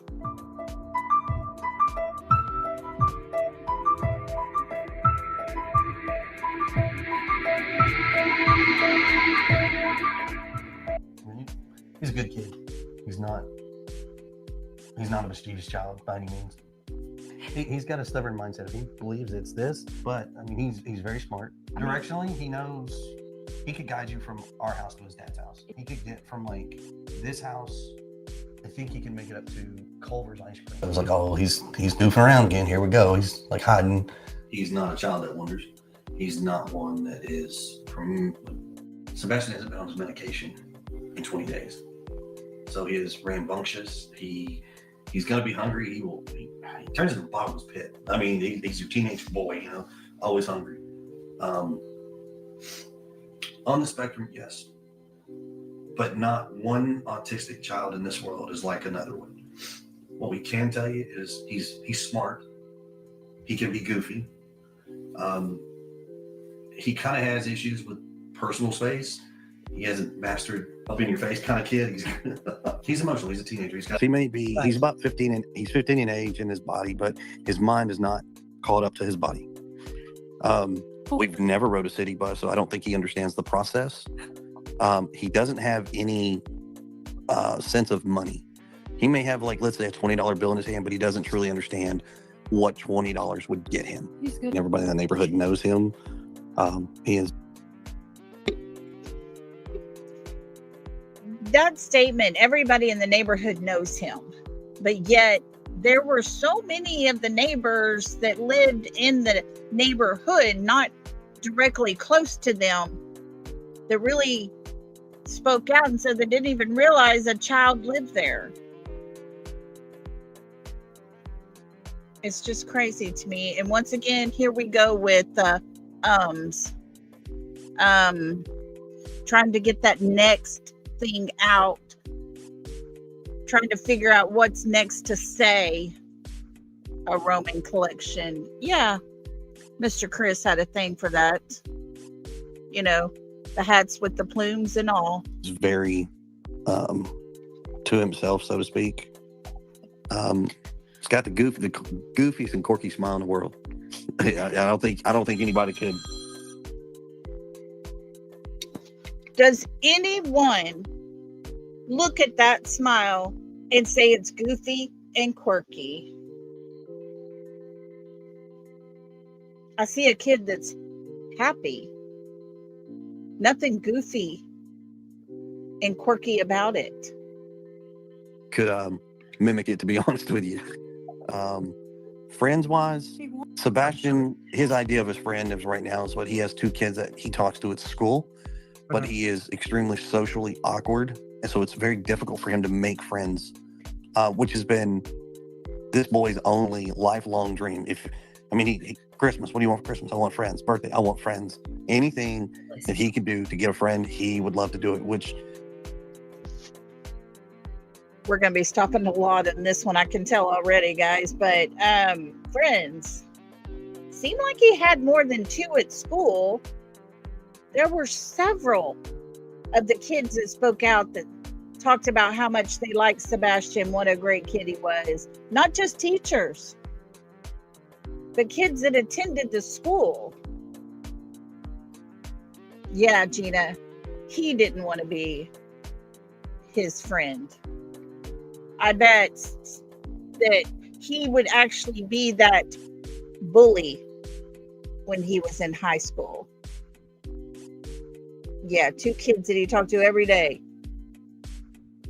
But yet there was a whole lot more kids that came out and showed up for him. Hey, Teresa Wood, good to see you. Hello to everybody coming in. Thank you all for being here. I appreciate each of y'all. Let's see if we can get through this.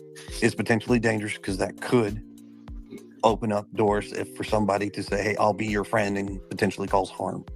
I mean, he had his struggles with doing basic, simple things. And I mean, it was a constant reminder, a constant this. And all three parents have been extremely positive and constantly trying to get him like, hey, we got to do this, bud. We got to do that. Yeah. I mean, he's a kid. I mean, it's even when I came in the picture, I mean, his tantrums were pretty bad. I mean, to the point, I mean, I wish I could show y'all this in person. All right. Does he have, when he was younger, he probably had some fairly nasty ones.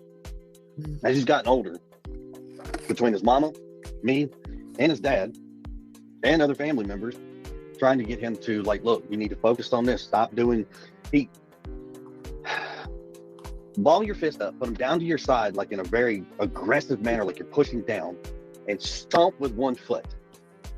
Okay? He gets like that when he's throwing his tantrums. And then he brings his hands up in like the military knife hand is what they call it. All four fingers and thumbs pointing outward. And he's like moving his hands up and down, kind of like he's making a point, kind of. That's to. It's funny that Seth's never talked about that, you know, because for some reason or another,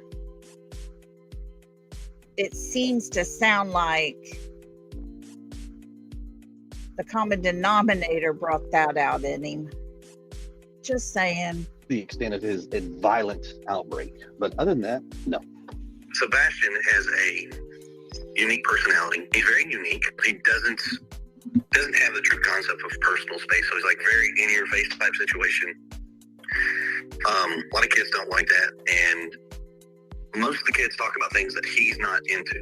He is very much, if in a conversation, he will talk about Minecraft, and most kids don't play the Minecraft. They're all playing whatever other games.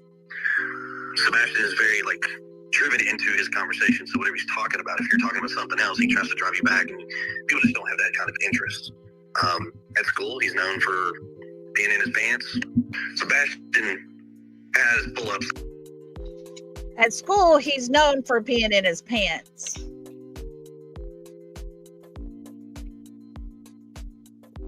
Why was that necessary? Mr. Chris, I know you listen to these. Why was that necessary? We understand that you don't like the kid. We got that. And you didn't even have to say that for us to get it. Is that to degrade him even more? That was so uncalled for. Straight up trashy in my mind. That he wears because Sebastian likes to pee in his pants and defecate in his pants. So we even told him, said, look, either you figure out how to go to the bathroom or you're going to pull-ups. And for the longest time, I mean, there had sprouts where he would do what he was supposed to do, and then, he wouldn't. He's very awkward, but he's quirky. He's a good kid. But he doesn't have friends. Probably something dealing with school, because that's majority where his issues lie. Some behavioral stuff, but nothing too crazy. He has a hard time. He's awkwardly socially. Gina said, just a little further up, let me get to it so I can make sure I say this right. I don't believe Sebastian wasn't bullied. That's just my opinion. And she says, my kids went to that school. From everything we all have heard, there was no bullying happening at the school that we've heard. The only bullying we've ever had confirmed was happening in that house. Blending in with students. So it's a little, he's trying to figure out how to do it, but respecting people's space. He gets a little too close. And then kids don't really accept that too much. So it kind of causes an issue. But he'll not stop and he continues on. So then it causes an issue. And instead of being honest about it, he'll lie like, no, I didn't. Okay, Sebastian. He's had sleeping issues. I mean, look, he doesn't really sleep a lot. That's why he's been, but that's been his whole life.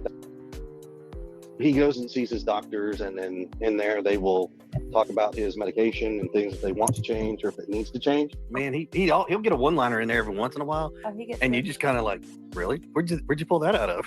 He's allergic to schoolwork, chores. Just talk to him about his parents. He loves talking about his parents. And for him to know that his mom, his dad, and his stepdad, and his Pat, Meemaw, and the rest of his family, GC and Poppy and all them, trust me, he'll have a conversation and he'll light up. He's funny. He's very unique, which like every child out there is special. That's what makes him so. I wonder if Mr. Chris's family was just as proud of Sebastian as he was of his family. Special. Believe it or not, it was actually a struggle to get him to carry his phone. He's not like your typical teenager. He's not these kids that, got to stick their head in the phone. He doesn't have accessibility. Typical teenagers have access to things on their phone more than just a phone call or a text or FaceTime. That's why they're stuck in their phones. Their heads are all into it, watching it all the time because they actually have access to other things, unlike Sebastian. To communicate with folks on internet. I mean, we have a firm belief that we just don't feel it right now. He's capable of having that kind of responsibility. So, I mean, his phone is locked down, his computer is his game. He doesn't have a gamer tag. He doesn't have online capabilities with games. He does not have social media, not in our household. He doesn't online game. An eclectic taste. I mean, from, as everybody knows, Eye of the Tiger to Eddie Vedder.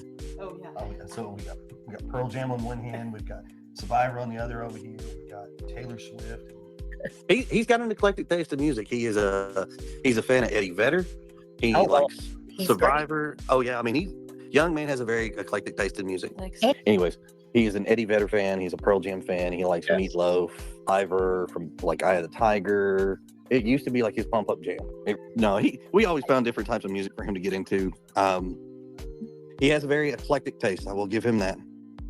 So he liked both versions of Hall & Oates. Sounds of Silence, and he also liked Disturbed's version of Sound of Silence. He liked that one. I mean, it was all over the place. He was a Swiftie fan. I played him one. I was like, Sebastian, try not to laugh when you hear the song. He was like, what? And I played Chuck Berry's My Ding-a-Ling. Yeah, movie-wise, I don't know, because in our house, he was only allowed to watch certain things. He was not allowed, like, rated R, out of the question. Certain PG-13 movies, out of the question. He can play chess. He couldn't even watch most movies.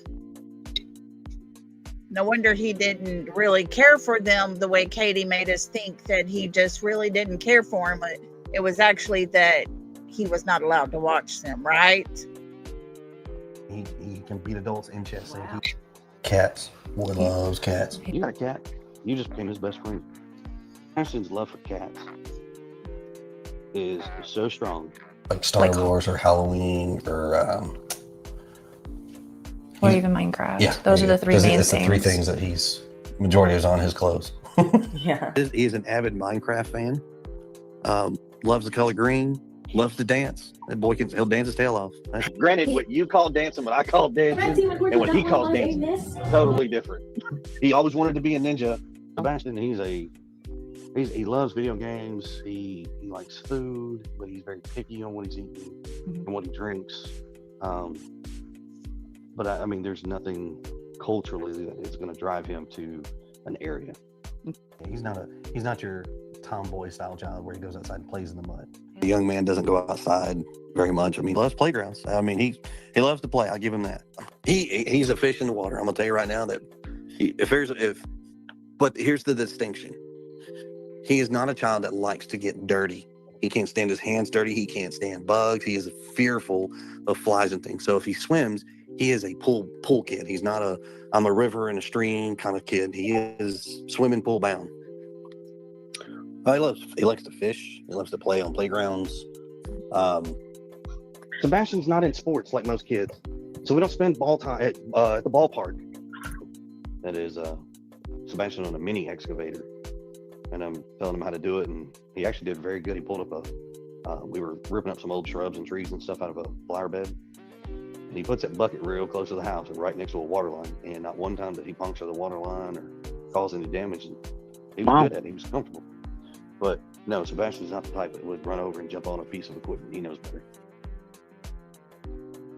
He don't really care too much for red meat. He likes more like fish, seafood, type of sushi, tofu. He likes tofu steamed, not fried. It's kind of weird, but Tofu, believe it or not, tofu.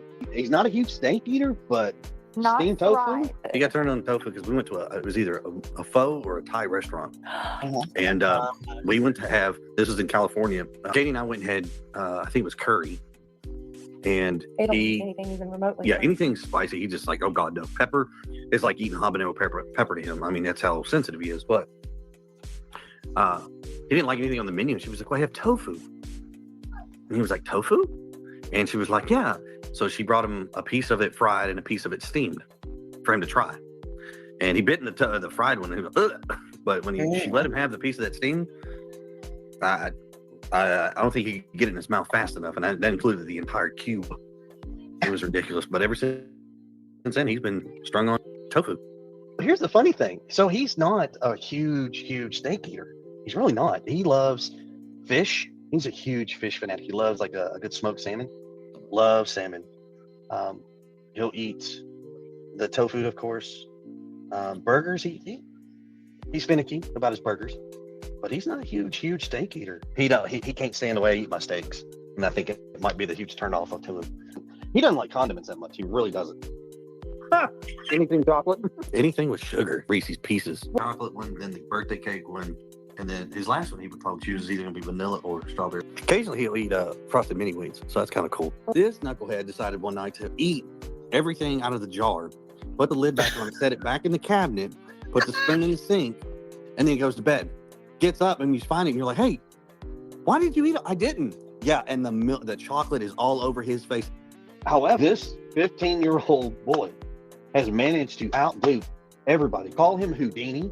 He always wanted to be a ninja, and we kept goofing around. Well, he has officially done it because poof, nothing. Okay, guys, there you have it. The mother, his father, and his stepfather. You know, it's quite concerning to me that the mother talked about food a lot. Fish, tofu. The stepfather talked about he loves fish, eat fish, tofu. Boy loves to eat in video games. We heard how young he was in his mind from them.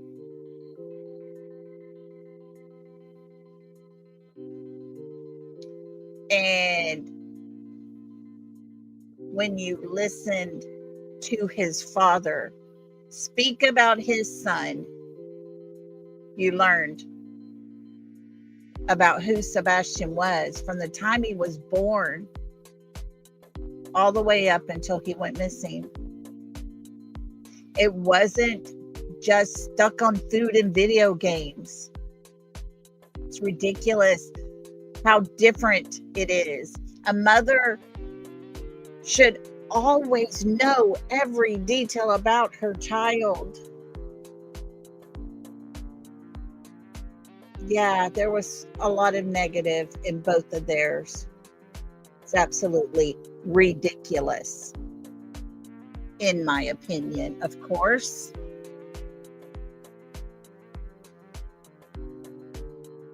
But there was love behind every word that Seth said. Yeah, The CP and KP did mirror each other quite a bit in the words they used. You know, is probably part of the script that they had written out. But yet Seth told us how he helped Sebastian with his social skills. He said when he would be talking to someone, he would say, "Son, would you like to introduce yourself?" And allow Sebastian to take that. If he felt like it, okay. If not, okay. He helped him as far as life skills, lessons in life. Not one time did I hear his father say anything negative about him.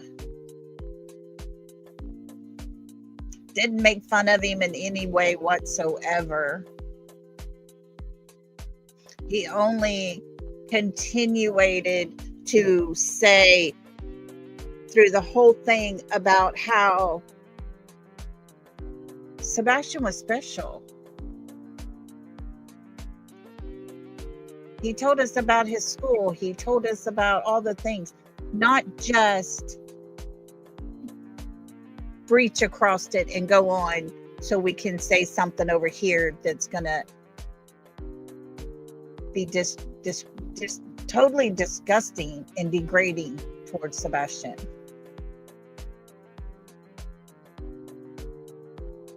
And so I thought that was a very interesting 3 parts there that was worth the listen, because there was no outside influences. It was just their words. And it was night and day from Katie and Chris to what Seth told us. I've always felt from the very, very beginning something was not right with the story. You know, he is a child who doesn't like to get dirty, they tell us, but yet he didn't take any shoes. I believe that's part of the plan they forgot to cover. Part of the script, you know? Just forgot about that part. And of course, I always will feel like his mother holds the key to every bit of it. She's the one that left Texas Roadhouse with her child in her car, knowing what was waiting for him, because he did not leave on his own. That's pretty much a given. And yet she either put him in the car with someone else that brought him to that location later that evening, or she drove him straight to that house, knowing what was going to happen.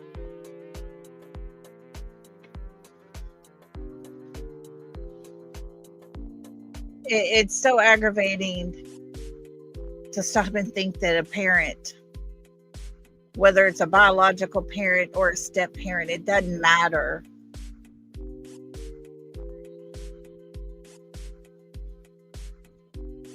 Because a child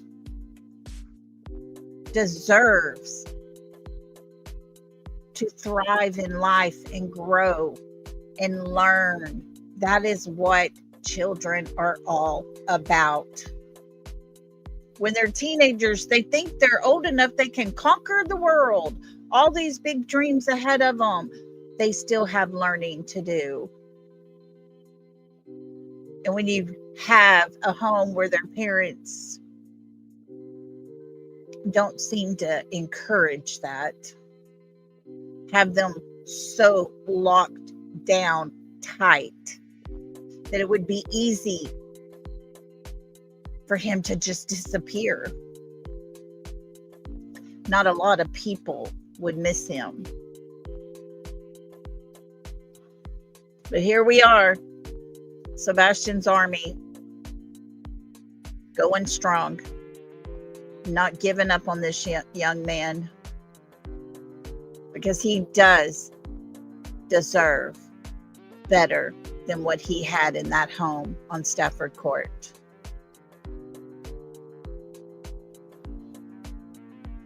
Yes, I believe they do, but what are they going to do about it? Probably nothing. And unfortunately, I honestly believe that's because they've helped cover this up. When you have a stepfather that can tell you what intersection has video and which ones don't work, he wouldn't be just an average everyday Joe that drives those roads and would know whether it's working or not working, because you see, the cameras are still there. But when you have friends in law enforcement and you need to get people in and out without being seen, they would know which roads those people should take that night, early morning, so that they weren't caught on camera.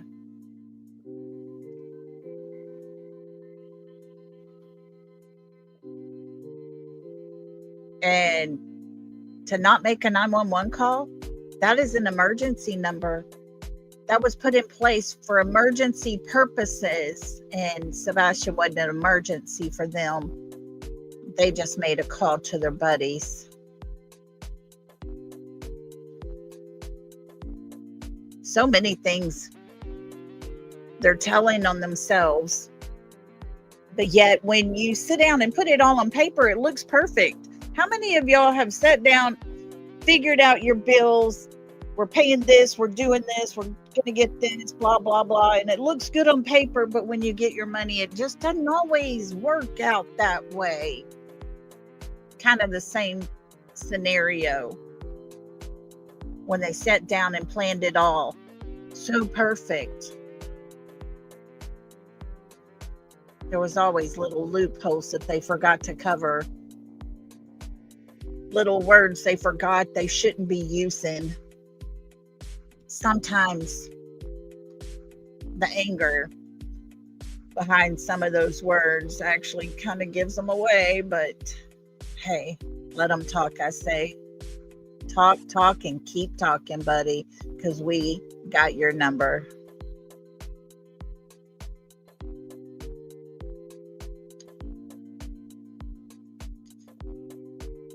But at the end of the day, Sebastian does remain missing. And we heard the last words that his mother, that was said on this live, or this video there with Katie, the words of Katie Proudfoot.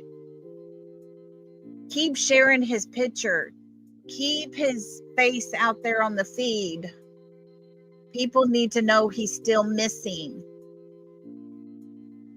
But yet when we try to do that at a large event that people will be coming into from all around, we're not supposed to do it there.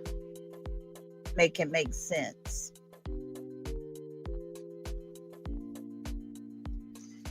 But at the end of the day,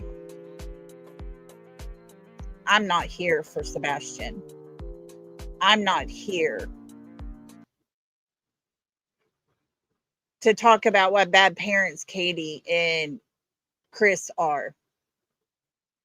It is my opinion that they should never have a child in their home. But that's my opinion. And I'm sure if the courts got a hold of all the CPS records, all of the records from Sebastian's weekly meetings or monthly meetings or whatever it is that he was attending, no judge would ever allow that. They would not allow him to be around a child. Remember, when you're ordered by the court to take a class for your parenting skills and your anger management skills. That's big. You need to do it. But it was repeatedly suggested he take the class.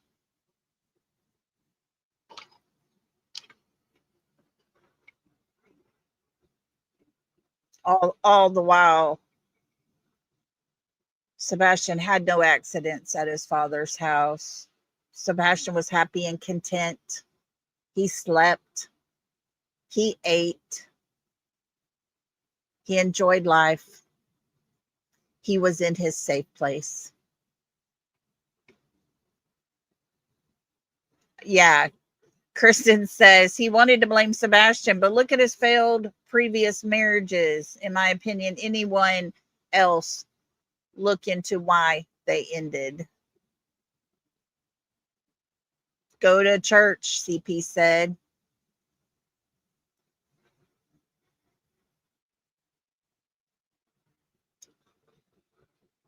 That part really bothers me these days.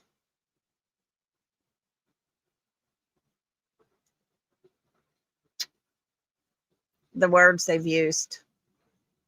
What if this goes south? What if he is south, Chris? What if he is south? What if where he's at, you can see a church?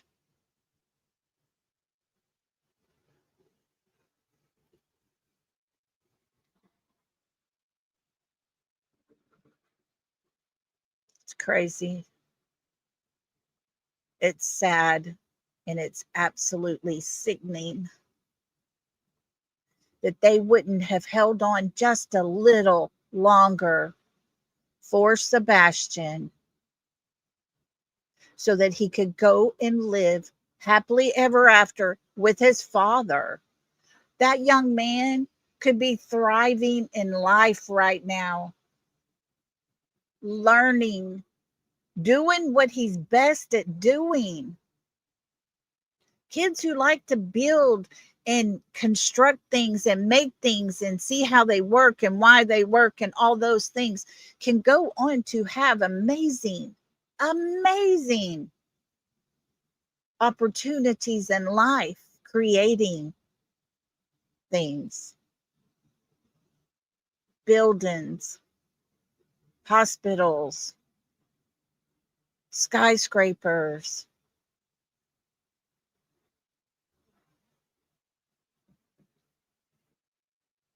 It's just so sad that they felt entitled enough to take that away from Sebastian Wayne Drake Rogers.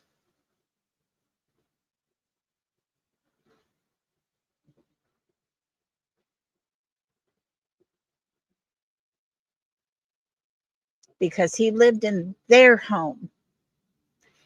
Mr. Chris ruled the roost.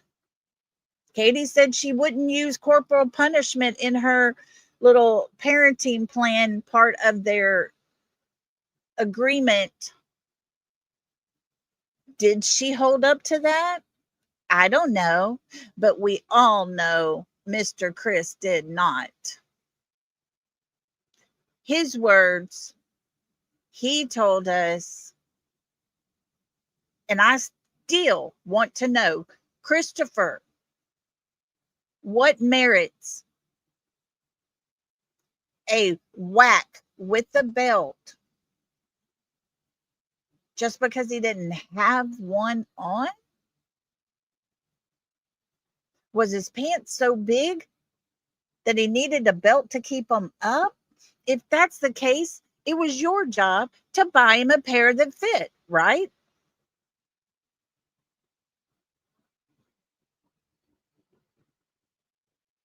Yes, Gina, the biggest one of all. He thought he was going to get me kicked out of my house.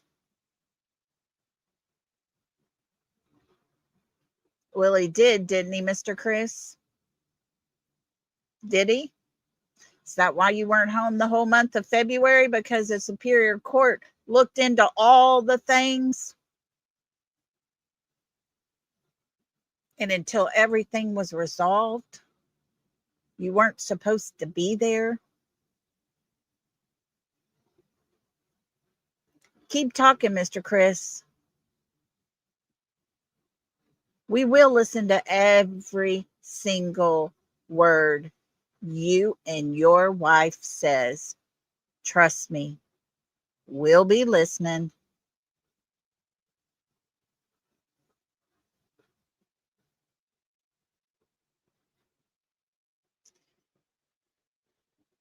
Guys, I hope you enjoyed listening to that, especially to his father, especially Seth.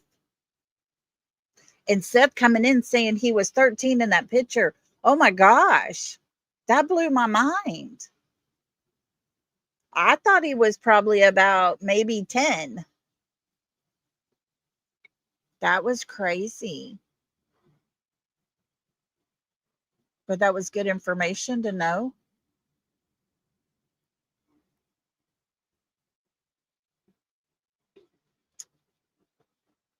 So, guys, remember, Sebastian is the one this is all about. What happened to him and where he was placed is the most important part of this whole entire story.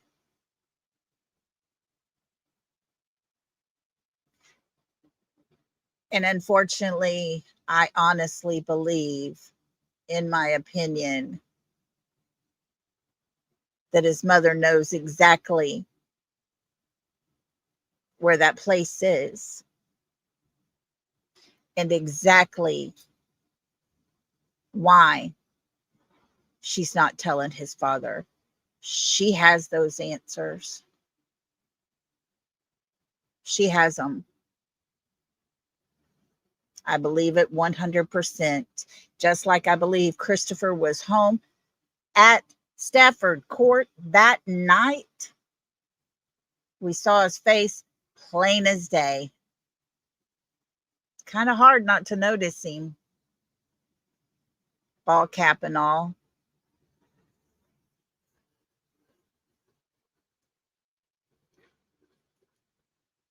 Guys, I will be back again tomorrow. I hope y'all will all join me again. Like I say, thank you all for being here. Thank you to those who did our memberships for 6 lucky people. Thank y'all so much for that. That was so gracious. I will check my emails. Give me just a little bit. I'm on goat duty again tonight, so I got to go get that done. Y'all, I should have videoed last night because I went out there to go into where the show goats are separated. And when I opened that gate, the house goats, just the regular goats, charged off into there and I could not get them out. Y'all should have seen me trying to pick up these goats, drag them out the gate. My back was screaming. I was so fed up with those goats by the time I got all of them fed and watered. I was like, oh my God, I should have set up a camera for this one. That could have been hilarious. But so anyways, guys, I will see y'all all tomorrow. Be safe out on these streets. And remember, Sebastian is the reason we're all here. Say a prayer for him each and every night. Say a prayer for his father, who truly loves and misses his child. Until then, love and hugs, everybody. Good night.